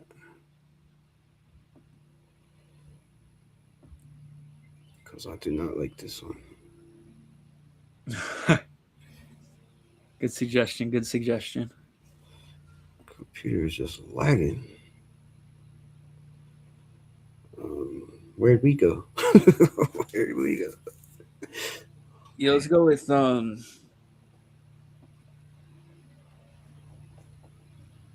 want to go with Ty Simpson? Yeah, man. I think that's a lock. We should lock it in. Ty Simpson is the pick, first overall to the Las Vegas Raiders. Let's say we book that now. Let's go. All right, man. So Ty Simpson it is. We're gonna draft Ty Simpson. That's the Ty Simpson I know. So, I thought I went slower on this. We'll go back through the picks. I can't even really see. Can't see it. Wait, hold on. It might be my fault though. No, I can see it a little bit. It's a little laggy. All right, so first, let's go through these picks. I better get those AI suggested picks the hell out of my face. I think it's lagging big time. I don't know what just happened. They cut my internet or something. All right, so Mendoza, David Bailey goes second. Arvell Reese goes third. Sonny Styles to the Tennessee Titans. Makes a lot of sense. It does. Caleb Downs to the Giants makes even more sense. I don't know how you'd pass up on a prospect like that. This one is surprising. Reuben Bain Jr. To the Cleveland Browns. That would honestly be insane for the Browns in a good way. I really feel that way. Well, yeah, what's going on with your star player wanting out? I think that makes all the sense in the world. I agree with you. Spencer Fano went to Washington. I'm surprised at that. Mekhi Lemon to the Saints. I see that. I see it. Cornell. Jeremiah Love to the Giants. He fell to 10. It's a steal. Francis Noah Makes to the sense. Dolphins. Nice. Ooh, the Cowboys take a chance on McCoy. That's crazy when you had Jordan Tyson right in front of you. Wow. All right, so Jordan Tyson goes to the Rams. That's filthy work. It is filthy work. That's filthy work. You cannot. Can we bypass that pick, NFL? Can we just skip that? You can't let that happen. Roger Goodell, do your job. Act like it's the Raiders and just veto that. Monroe Freeland makes sense to definitely for me. For Baltimore. Mansour Delane, I can't believe he fell to 15 in this. That's nice. Kenyon Sadiq to the Jets. That is kind of surprising, but that makes sense too. You need a tight end. That speed is crazy. It makes a lot of sense, yeah. Peter Woods goes 18. Keldick Falk. Thieneman falls to 20 in a trade, and he goes to the Chargers. No, we cannot have that. KC Concepcion at 21 goes to the Steelers. Okay, I did not see that coming. It's a good move. I've heard really everything but wide receiver for them. McWarren at 22, Cade McDonald to the Eagles. That makes sense. Caden Proctor is the other pick. Damn, they got both their tackles for. Oh no, they went. Reuben Bain. Oh, Reuben Bain. Oh yeah. So Caden Proctor at 24. It's a good one, though. And I like this kid. If he can get down to a nice playing weight at like 340 or somewhere in there, 345. Because the kids played at 390, right? So yeah, I like Omar Cooper to the Bills. Ooh, that's filthy too. Caleb Lameau, I've heard a lot about that to San Francisco. TJ Parker, Caleb Banks to the Dolphins. Wow. In a trade, they moved up one spot. In Kansas City, they got their edge rusher like we were talking about earlier. I just feel like that's in the cards for them. And they got Akeem Mesidor at 30. That's filthy. The damn Patriots, man. They had to do Patriots took Boston out. CJ Allen, Chris Johnson, Maxie Hennicore, gone. All our guys are gone. And this is what we have left. Blake Miller, Ty Simpson. Let's just go look at the wide receivers first. Chris Bell, 41. I think you got to be out in this situation. It doesn't make any sense. I think we got smoked. I'm not liking anybody on any of these. Can we trade back? All right, so trade offers are on the board. Let's look at them. We have 5 trade offers. Oh. The Cleveland Browns want to give us pick 39, pick 107 for pick 36. Move back 3 spots and pick that makes all the sense in the world. 107. KC, damn, they're going crazy. Wants to give us 40, 109. which one was better. They want to give us 30 and one. That's What? about the same. It's about the same. The Browns want to give us 39 and 107, and they want to give us 40 and 109. Yeah, they want to. Why they want to give us two worse ones? Right? Kind of offer is that? And then Miami wants to squeeze up in there. They want to give us 43, 51, and 228. 43 and 51. I think you got to do that. 151. Sorry, 151. I apologize. Yeah, 51. I think we would have did that. We have to decline that one. I don't think that one's good. Atlanta wants to give us 48, 122, and 215. Why are they just getting worse? They're progressively all getting worse. Right? And Detroit wants to slide up in there and give us 50, 118, 128. I don't hate that. That's 14 spots back. You gotta do the Browns one. But man, you get 118 and 128. That's two more fourth round picks. That gives us five fourth rounds. We could squeeze back up into the third or second with those probably. You think the Browns? I'd take the Browns. I think whoever you want to get here, you could still get here easy, and you just add a free fourth. What's the chat saying? I can't see the chat because I have to pull this. Yeah, same. I can't see the chat. Damn it. I can check. Chat is saying trade short, then do it again, 2 or 3. So Boston with the Patriots, their fans will drink bars dry. Browns and then trade again. Yeah, everybody's saying Browns. All right, let's go with the Browns trade. Good stuff, chat. Totally agree. Good shit. Good shit. What else we got? Suggesting. So they still want to give us 50. Wait, hold on. We got 5 more offers. Wait, who got off the board? I might want to pick here. Let's see. I don't want to go receiver here, but this might be perfect. Like, I'm a big Cisse fan. 36. You like Brendan Cisse? I wouldn't mind that pick either. At corner, I think that'd be a lockdown. So off the board, we traded back. They took Ty Simpson, Alabama. The Cleveland Browns took Alabama's Ty Simpson. That's shocking. They didn't even have to do it, man. That's shocking. And then Mason Thomas, Blake Miller was on the board. Damn, we could have got Blake Miller at 36. I wouldn't have minded that. Yeah, he was there. I wouldn't have minded that. I think so. It's us. I think probably like Cisse or go to all. Look at all. Chase Benitez is there. So Pregnon is so interesting. I don't think we need a guard, but Pregnon and Pasantes is both very. That's what it is. Like, they don't need a guard, but Pregnon is so good as a prospect, in my opinion. But I'd ultimately have to pass. So you want to look at the trade offers? I think we got 5 more. Wait, yeah. Just look at them, but I think I'd go Cisse here. 44, 103.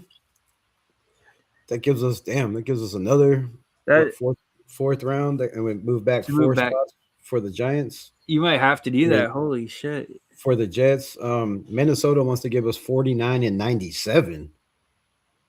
Move back 10 spots and pick up. Early fourth. No, I wouldn't, because Cisse would be at the top of my board right now, and I think you can get him going back 4, but I don't think you can get him going back 10. So we got 50, 118, and 57 from Detroit. They want that pick. They want it bad. The Bears want to give us 57 and 89. It's not bad, but I can't. 89. That gives us. That's early. Damn, that's the bottom of the third round. That's pretty nice. Yeah, but you're missing the Cisse. And if you do this, thing is, though, if you do this trade where you just trade back 4 spots and you get Cisse, you now have 5 fourth-round picks. You can move back into the third with ease and get another great player plus Cisse. So take the Jets. Yeah, take the Jets. GM says take the Jets. We are moving back again. Oh, and you got your guy. And you got your guy. Cisse, right here. Boom. That's easy. Easy money. But so Cisse, I would push back on Zion Young falling this far. Yeah, I hear you, and I was about to say I might want to trade up in this area again. Think we could trade up to 45? And no, they probably gonna, yeah, it had to be 45 because I see Baltimore taking Zion Young right here, in my opinion. If it was me and I'm in Baltimore, I'm taking that all day. You got what else we got? Jacob Rodriguez, you got Jennings Dunker on the board, you got AJ Halsey. I have to go see Trading Stukes. Our next pick is what, 67? I think all those guys are gone. So you want Brandon Cisse? Yeah, I have to. I think he's a really good player, really good prospect, fills a need. It's kind of like what Spytek said before. Sometimes you have the best player on the board who happens to be a need in his perfect world, and I think this is actually kind of like that. I mean, he's got elite man coverage, and I think that's the pick we need. You know, if we have to, maybe he could play safety. Wait, I didn't stop it. Pause. Where's the pause button? Damn it, you bastard. Pause. Oh, he's gone. Damn it. So you know what? You might. Malachi Lawrence was on the board as well. Ooh, that would. Where does this mock have? Where does this site have Malachi Fields? Because I might want to trade up for Malachi Fields. Malachi is way down more. He's sitting at 65.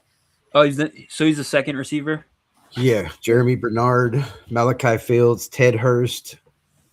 Yeah, I might try to trade up around here. Ted Hurst, Elijah Surratt, Anthony Williams, Zachariah Branch, Skylar Bell, which I love Skylar Bell. I really think this kid has everything. I'm a big Deion Burks fan too. I know he's small. I think he could be better than Trey Tucker. I really feel like you always double up, man. At this, you'll probably trade 2 4th-rounders right here.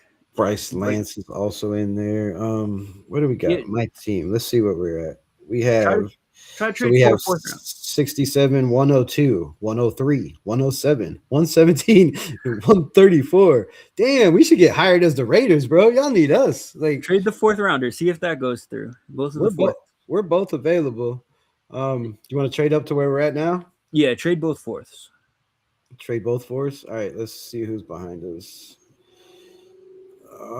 Philadelphia is on the clock. I'm going to propose a trade to Philly. I don't know why Philly would do this. I feel like Philly wants to stack the top end talent, but for the purposes of this mock, let's do it and then grab Malachi Fields. I like that. Philly. Where's Philly? That's Pitt. There's Philly.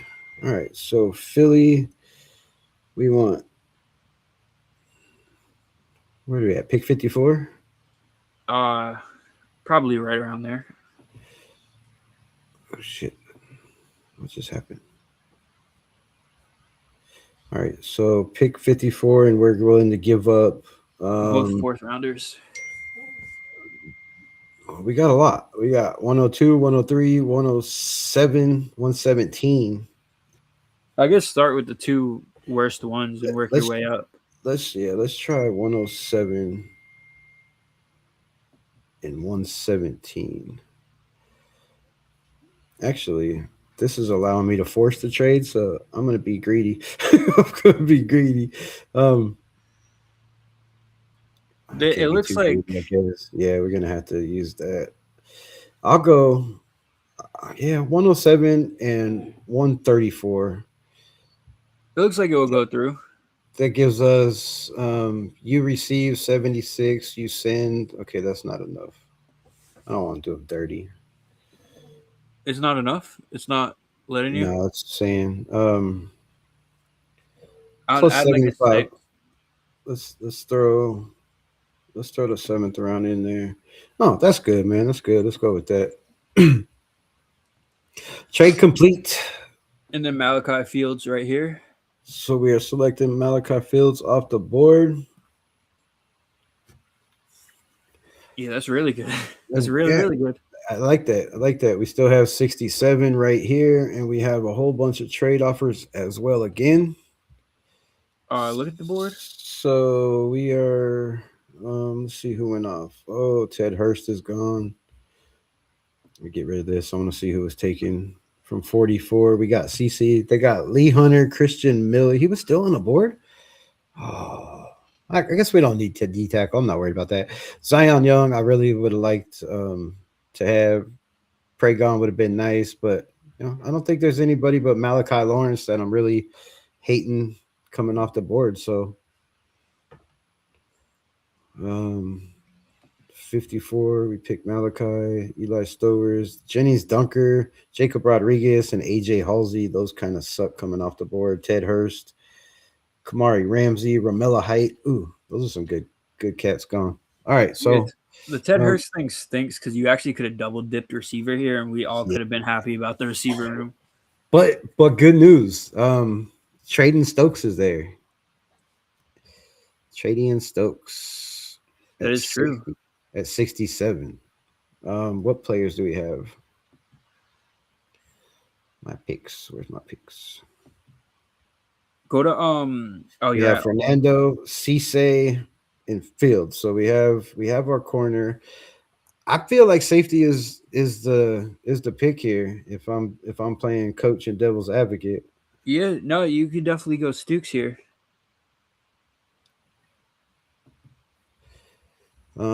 Let's see what else we got. We got Stooks. We got our corner. We don't need a running back this early. Elijah Surratt would be nice to double down, but who else is on this board? I like Genesis there. Let's see what wide receivers are here. Jeremy Bernard. Skylar Branch at Skylar Bell at 89. Bryce Lance. I think we can get one of these cats. Oh no, we pick at 10. What's our next pick? 102? I would go I'll go with Stooks here. That's a good pick. Yeah, I think Stooks is the way to go.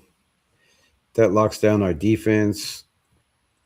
We have an elite cover corner. We have a guy that is versatile in the backfield. Let's lock it in.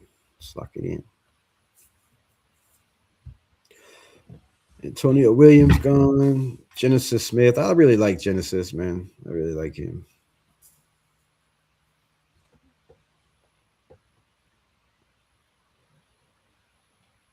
Malik Muhammad, Bryce Lance. Ouch. Somebody traded up for him right before us. That hurt it. But that's all right. I think we can get another receiver still in there.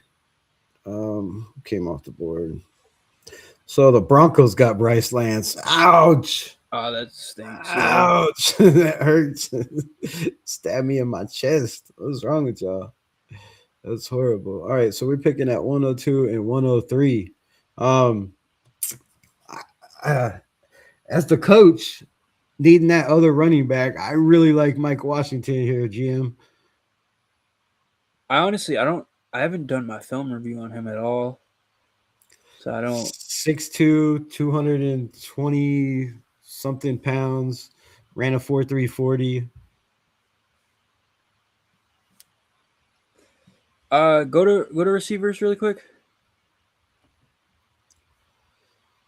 We got Brandon Tom. Oh, let's Jacoby Lane. I like Jacoby Lane here too. Yeah, you. Yeah. Or Deshaun Stribling. We're picking at 103 as well. So we take best of player available at 102, or do we get our receiver here and then just take best at 103? No, get your man. You want the running back? Yeah, I really think that running back Mike Washington would make a huge difference on this team, and this team would be nasty. Yeah, get your man. So, yep, appreciate it, GM. Let's roll with that. And now we have a whole bunch of trade offers again. Philly, wait, where are we at? What pick? We're at 103. Philly wants to give us. Yeah, let's see who's on the board first. Check all.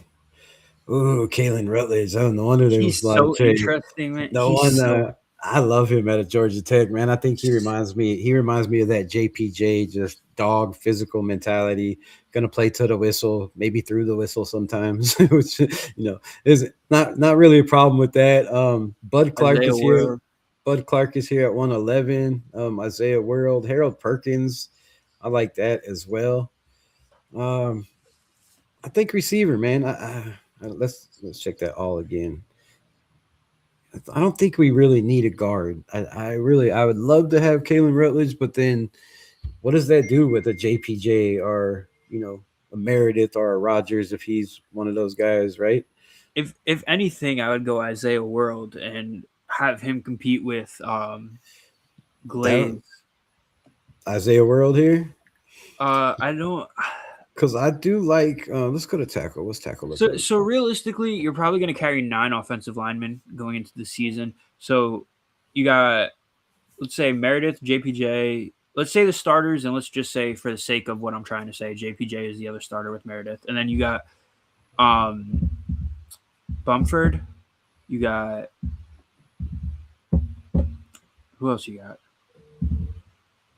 Why am I drawing a blank here? Oh, and then the 2 guys from last year, the 2 third-round picks last year. So those are 8. So Isaiah World can make sense. I mean, he would essentially be the swing tackle. I like Isaiah World this early, but I feel if we don't take one of these wide receivers that are on here, we're gonna miss out and be stuck with a small, kind of a smaller guy. And then I also like Emil Wagner out of Notre Dame. He's that offensive lineman that is a defensive tackle, right? He's not. There's no extra body fat. He's bulked up. He's physical. I wouldn't mind taking him. He's ranked in the 200s here. I wouldn't mind taking our backup right tackle a little bit later. And I also like Markel Bell. Played in the national championship game for Miami. Tough, big, physical. I wouldn't mind him. Also there, or Isaiah World though too. So we might. This might be my last pick as GM because I getting the talk right now.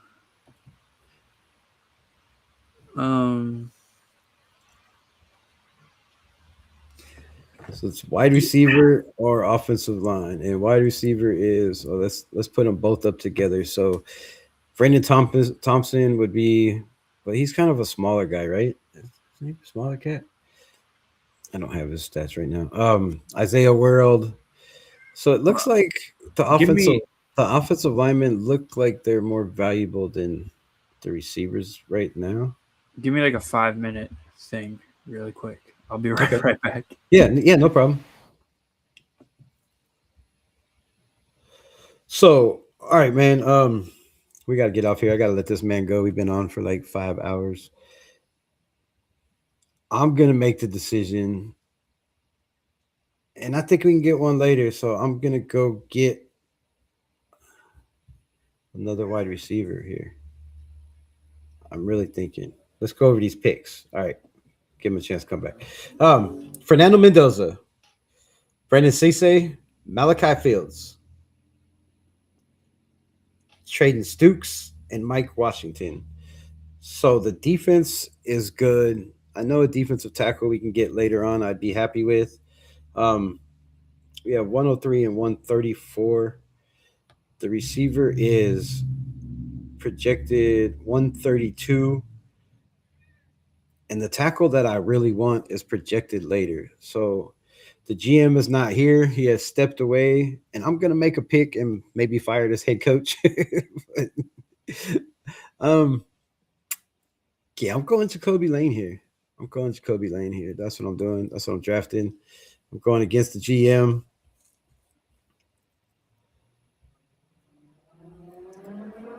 And now we are back on the clock with pick 134. And I think Markel Bell would be the pick here, but I like Emil Wagner better. So we'll wait till the GM gets back to talk about it. Hopefully he comes back.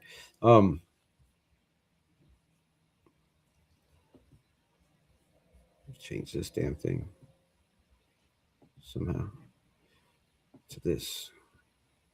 No, to this. I don't know. Man, I appreciate y'all rocking with me this long. Y'all are crazy as hell. I don't know why y'all still here. I don't know why he's still here. I didn't know it's been 3 hours and 12 minutes, bro. I gotta let this man go.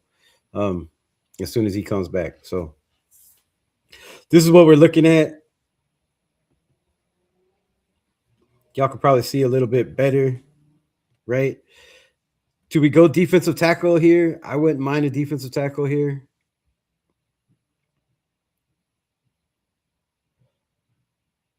I think that makes sense. Let's look at DT. It's not letting me control the board. Damn it. All right, we'll go this way. It's fucking ads, flipping ads. Let's look at DT. Let's look at DT here. We got our corner. We got our safety. I think we're locked in at everything. I really like Xavier Harris here. That is my guy. If y'all watch this channel, y'all know I feel like he's slept on in this draft at DT. I really do. Chris McClellan is a Raider cat. Albert Regis. A lot of people have him higher than where he is listed. We pick again at what, 134? I said, my bad. 134. All right, so 134 it is.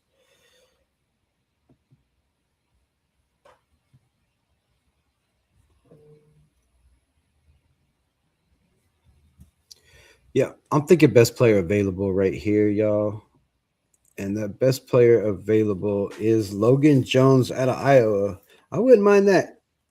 Except I really just don't feel we need that. So I'm doubling down on safety, and I'm taking Bud Clark here. We got both safeties. We are locked in on that. And that is our draft, man. That is our draft. Why isn't it showing? Okay. I guess we only did 4 rounds. Well, that helps him. He can go now. I'm sure he's been on here way too long. I always do that. No wonder I can't get guests on here. They can't get off the damn screen. But yeah, man, that's where we're at. We have Fernando Mendoza, Brandon Cisse, right? We have our corner strapped down as a B. Malachi Fields at 54 is a B. I think that's a damn good pick. Shout out to our GM. Traden Stukes, Arizona, another solid pick right there. That's a B. Mike Washington Jr. is a B. Jacoby Lane and Bud Clark. So we got an A- for Mendoza. And the rest are solid B's, man. And I'll take that. I'll take that any day of the week. Shout out to the GM for his participation. Let me hide this.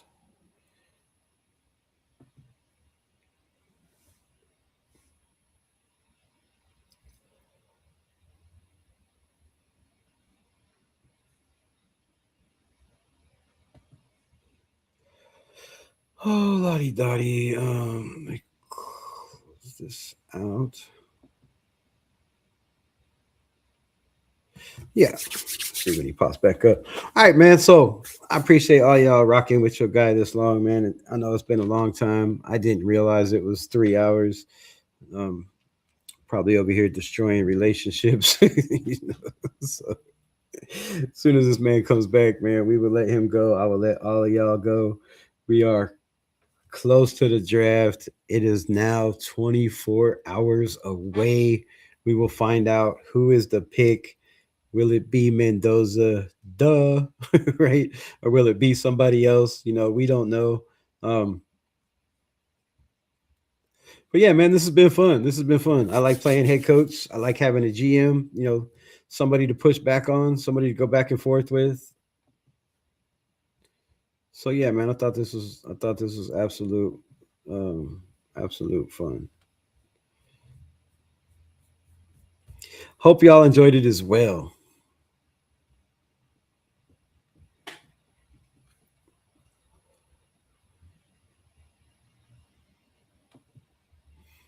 We'll just stop sharing that.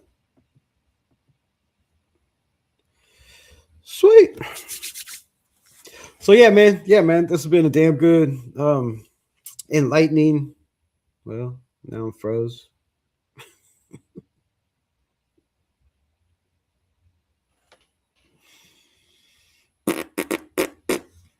Fuck my life. Seriously? Am I back? Am I not back?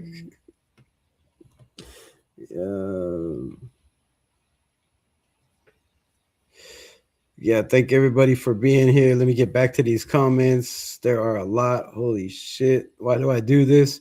I don't do this, my guy Lawrence. I'm just trying to do what I think best is best for the team. And you have some young cats that, when you have experienced guys, you put them in. And I believe Caleb Rogers is better than Jordan Meredith, his upside, his ceiling, all that. I agree 100%.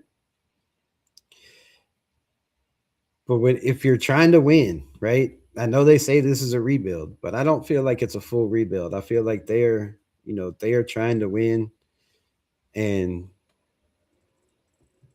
getting back in here, I don't feel like it's a full rebuild. I feel like they're trying to win, right? Every single game. You're gonna, it's a rebuild. Yes, we brought in new players, but I just feel like,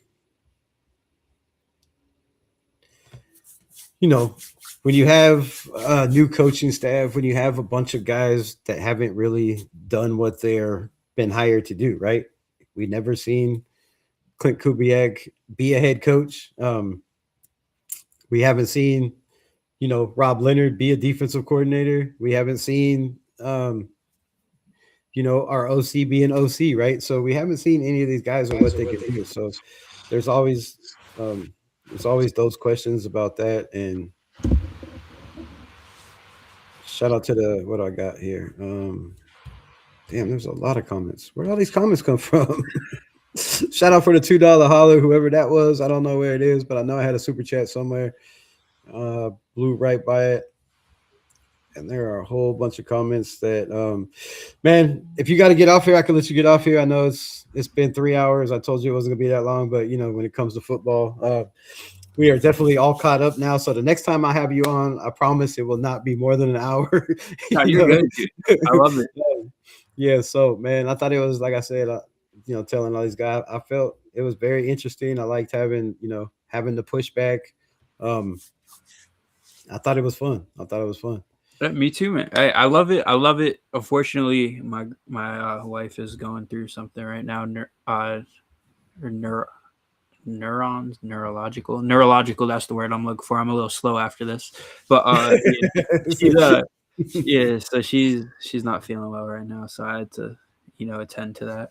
Oh yeah, man. Well, I'll let you go over there and let you go and take care. It's been 3 hours. You done. You did all your work as a GM for today, and you can have the day off, my guy. Awesome. I'll be man. Tomorrow.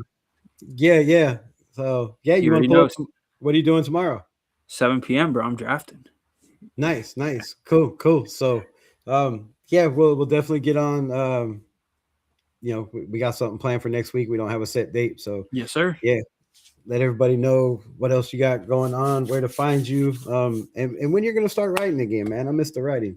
Oh, thank you, man. Thank you. So suitedfootball.com, you can find our stat line. It's called True QB Stats, and it basically puts a quarterback in a box, and it's the stats are, I don't want to say theoretical stats because they're not, but it's basically judging if the quarterback made the right play. It doesn't matter what happened. It doesn't matter if the wide receiver, basically, let me put it like this. If the wide receiver drops a ball that they should have caught, it's plus for the quarterback. And if the wide receiver bails the quarterback out of a shitty pass or a shitty decision, it's a negative for the quarterback. It doesn't matter that it was a completion on the stat sheet. We're saying it doesn't matter, man. This is basically an attempt to bridge the gap between film, numbers, bridge the gap together. This is what this is. And like I said, suitedfootball.com, you guys can find that. And and as for the writing, I want to get back to it soon, man. The time when I decided to take a break, when I decided to leave Raider Ramble and all that stuff, I feel like it's one of those things, man. The timing hasn't worked yet, but like in life, as so often is the case, the timing's never going to be right. You just gotta get back on the horse, and then everything will work itself out. So I just gotta get back on the horse, man. The timing's never going to be right. If I'm waiting for the time to be right, I'm gonna be waiting forever, So I'll get back to that. Yeah, man, it'll come. Definitely love the content, love the writing. And, if anybody's out there watching and needs a writer, man, hit this man up. Knows ball, Very, very interesting. Damn good GM, as y'all can see. So, man, I appreciate you. I appreciate you having on, and thank you, and prayers, thank you for the prayers for the wife. Hope everything is good, and y'all stay blessed for sure. thank you, man. Appreciate it. Always love coming on. I appreciate the chat for the best wishes to the wife, and appreciate you, man. Definitely next week. Looking forward to it, my man. All right, man. You have a good one. Appreciate you. Sweet. All right, man. That was my guy, Alex Monfreda. Always, doing his thing. Damn good writer, reporter. So, y'all need to if y'all need a writer, right? One of these clats out here, ESPN, something, hit this man up. Hit this man up. So I appreciate everything he does for the nation. Is he still there? Or did he dip? I don't know. Weird. All right, man, let's get to these chats and then I'll get out of here. Would be something surreal about running a tandem named Stokes and Stooks. I like that, man. Stokes and Stooks. Yeah, the double S, right? I suggest Mendoza to start. If he's the best guy, bro, I'm 100% for that. Chargers, no. Yeah, they stole our player. That was horrible. Steelers, do I like them? What? Steelers do like them some wide receivers. Yes, they do. And, that would be a nice pickup for them. I believe if they bring Aaron Rodgers back, that's just the way to go. Proctor might need to become a guard unless he's going somewhere smash mouth. Yeah, if you go somewhere that's running a power scheme, and again, if he loses a little bit weight, I think he's a good enough athlete that he'll be fine. He'll be fine at tackle. He's just so damn big and physical that I just don't know how you move him to a guard, because if you put him at a guard, he's almost the guard and the center at the same time. So I think he'll be all right, man. Definitely if you're drafted to a team where you're not thrown into the fire right away, and you can learn a little bit. Boston with Patriots, their fans would be drinking the bars dry in celebrations. Yeah, I could see that in Boston. I could definitely see that. Browns and then trade. We got to that. Raiders met with Cisse at the combine and Pawns. And, from what I've heard, it was a damn good meeting with Cisse. They really like him. And I'm going to go out on a limb here and say I wouldn't be surprised if Brandon Cisse is a Raider. I mean, he does have elite coverage skills, right? He has the size. He has the speed.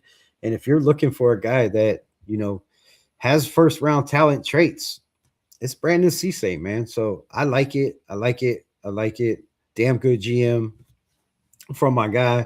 You can erase the Lawrence pick and stay paused. What? What do you mean? Erase the Lawrence pick and stay paused. I don't know what that means. Trading back for Fields, question. Not Lawrence. Wrong Malachi, I fear.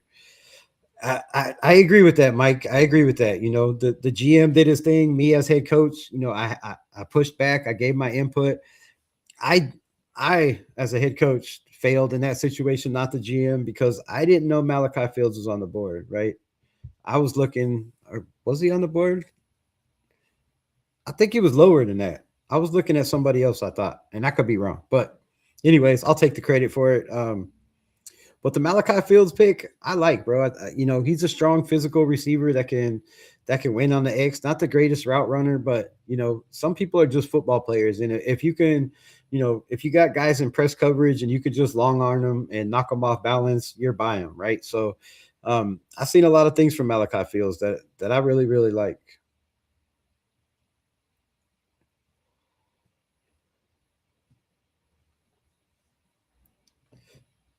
Fields over Bernard, Branch, and Hurst. I think Hurst was gone, right? When we moved back to get Fields. I believe Bernard was gone as well, right? I think I could be wrong, but I think he was gone as well. Clark or trade down. There are other right tackle competitions options later. Yeah, I like Wagner, man. I think Wagner is a damn good prospect. Unfortunately, we got cut off on the 4th round. I'm stupid and I didn't know that I didn't pick all 7 rounds. So he's a project, but he's got damn good footwork. I like him because he's not, he's not just an overweight, a lot of extra body fat like most of these tackles. He's physical, right? He's cut up, he's chiseled, and he reminds me of, a guy on the other side that plays defensive tackle, right? That just is just rocked up. So I really like Wagner. I think he's a project, but I think he's a project that could come around and be a solid right tackle in the NFL. Buka Ritchie, later rounds, and they are on the cheap. Willis is, if you want a possible swing guard or guard conversion. I wouldn't mind Burke. I don't know anything about Rusi, to be honest. I'd be lying. I haven't watched any film. I don't know anything about that kid. Leor Wagner, if you want a project, and I think a project will be fine, right? Because we're not in win now mode, right? The Raiders know they have a rookie quarterback that is going to take time for him to develop, right? So I think we have time, right? We have time to develop that future right guard and let him compete with Wagner. I think, if I'm being honest, I think one of Wagner's biggest problems is there's no competition. He knows the job's his, right? He knows that, when Thayer Munford was here, at least he knew he had a swing tackle that could play left and right, and he had competition. But now he's looking at it and he's like, it's Dalton Wagner, bro. And Dalton Wagner, if you're listening, bro, step up, man. Push this man. I believe you could play the position too. I like Dalton Wagner, 6'8", 330-something pounds. The dude is a beast. Lane, Fields, and Thornton. So are you going after X by committee?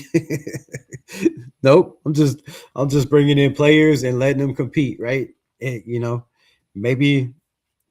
maybe Thornton doesn't make the team, right? I'm sure Jacoby Lane would have something to say about that. And Fields, he might be that X guy. He might not. I would think Jacoby Lane would be that guy. And I would use Fields kind of like a Jack Besh. So yeah, we took 2 receivers. Appreciate. I like McClellan as well. Capehart is interesting. Eastern Cleveland, Green, and Vandenberg. I like Vandenberg. I wouldn't mind that. There's a lot of edge rushers that that have talent that could be those diamonds in the rough like a Crosby. Appreciate you, my guy. Appreciate you. Thank you for pulling up. Thank you for watching. Time for jokes and tokes and smokes. Let's go. I'm down for all 3 of those. If you got a joke, tell it. Excited for this. Nice. Devaney Tees, appreciate you. You ready for tomorrow's draft? Bro, I am over ready. I am past ready. I am overdue. I can't wait. Anxiety's through the roof. Just because I feel like there's a chance that our GM didn't do it in this draft, but I feel like there's a chance that the Raiders not feel like there's a chance. I know for a fact. A little birdie in my ear has told me the Raiders, they were highly disappointed. Not that they got Max back, but the fact that they lost that 14th overall pick. There's a reason they traded Max. They had plans for that pick. Now, what those plans are, I cannot divulge that information. But let's just say I wouldn't be surprised if they move back into the first round if the player that they really wanted in that scenario happens to be there. Just what I'm hearing. Think you have disabled it? What I do? I don't know what I did. Las Vegas Raiders, not nothing. San Francisco 49ers are better. Boo. The good deal. Trade for the future. We have Kurt, best quarterback in the draft, right? Change for the future. Mendoza is weaker than usual. Number 1 options. But he's a certain starter that they can get now without leaving things all up in chance and waiting for another year more. I don't feel Mendoza is weaker than usual. I don't agree with that take. Let me ask you this. What can't Mendoza do that other quarterbacks can do? Besides, guys like Caleb Williams who are elite at escaping the pocket, moving off their spot, right? Evading tackles, right? Other than that, he can make every throw. He probably reads the field, pre-snap better than most quarterbacks that are already starters in this league. So, Cowboys love splashy moves. I got all that shit. Let's see. Carson Beck is in his 8th year playing college ball. What does that mean? What does that mean? Like, I don't know if that's a good or bad, Alec M, if you were dogging on him or not, but I mean, they said the same thing about a guy who's in Denver right now in Bo Nix, who had 895 college starts or whatever it was. The dude was in college football for 25 years, right? So that could be a good thing. A lot of people didn't have, there was only a handful of guys that I remember that had Bo Nix higher than everybody else. One was ECG at the time. Now it's Gridiron Apex. And shit, I think there's not a lot. There's not a lot in the community that I follow of guys I know that had, Bo Nix up there, right? A lot of people were hating on Bo Nix because of his age. So sometimes that experience transfers to being able to play right away, to being able to read defenses better. For, you have 8 years of reading film instead of 15 games like some players of reading college film and, a couple as a backup. So how bad does talent fall off from the 3rd round? A lot, an awful lot. It's ridiculous. It's ridiculous. I'm trying to get to all y'all shit. Could go O-line and corner. I like that. Chris Johnson. I say move back into the late and get Boston if he's there.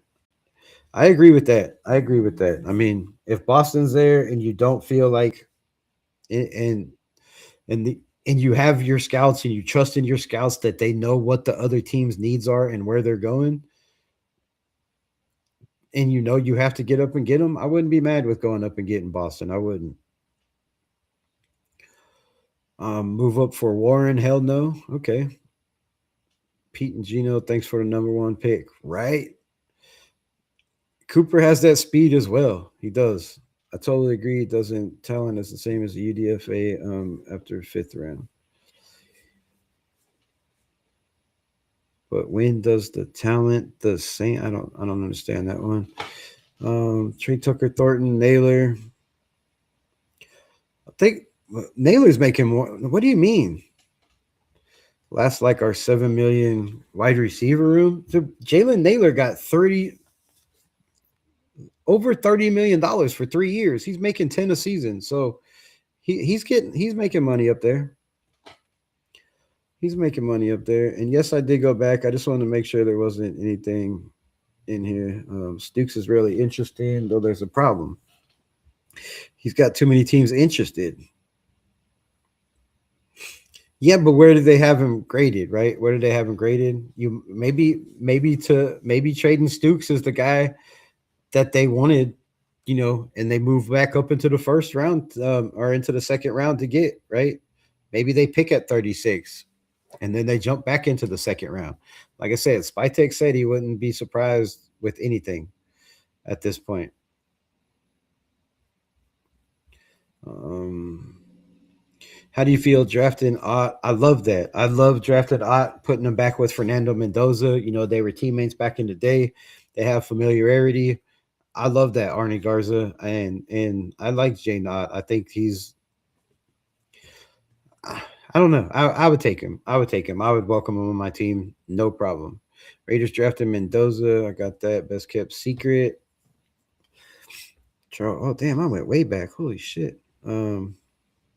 Rushing to overpay for someone who graded is almost worse as at the player at the position in the previous year. What was and utterly mind-boggling. Rushing. What? Who are you talking about? Who do we rush to overpay? It's crazy talk. Trading back for Fields and not get that. Faded Raider. What it do?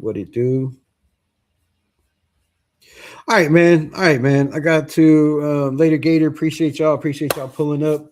Thanks for everybody that rocked with me, that hung in here, the whole time. 3 hours and 30 minutes is absolutely stupid to be on a live stream. But I wouldn't be surprised if I come back on in a couple hours and run a late night mock. So again, thank y'all for being here. Thanks for everybody that showed love to my brother and his sick wife. Appreciate you. And all your kind words. Y'all the greatest chat in YouTube. As always, thank my mods for having to mod this dreadfully hard chat to take care of. As always, man, watch after yourself, loved ones, and others, and always go Raiders. Raiders. Peace. Thanks to my guests and everybody else. I love you.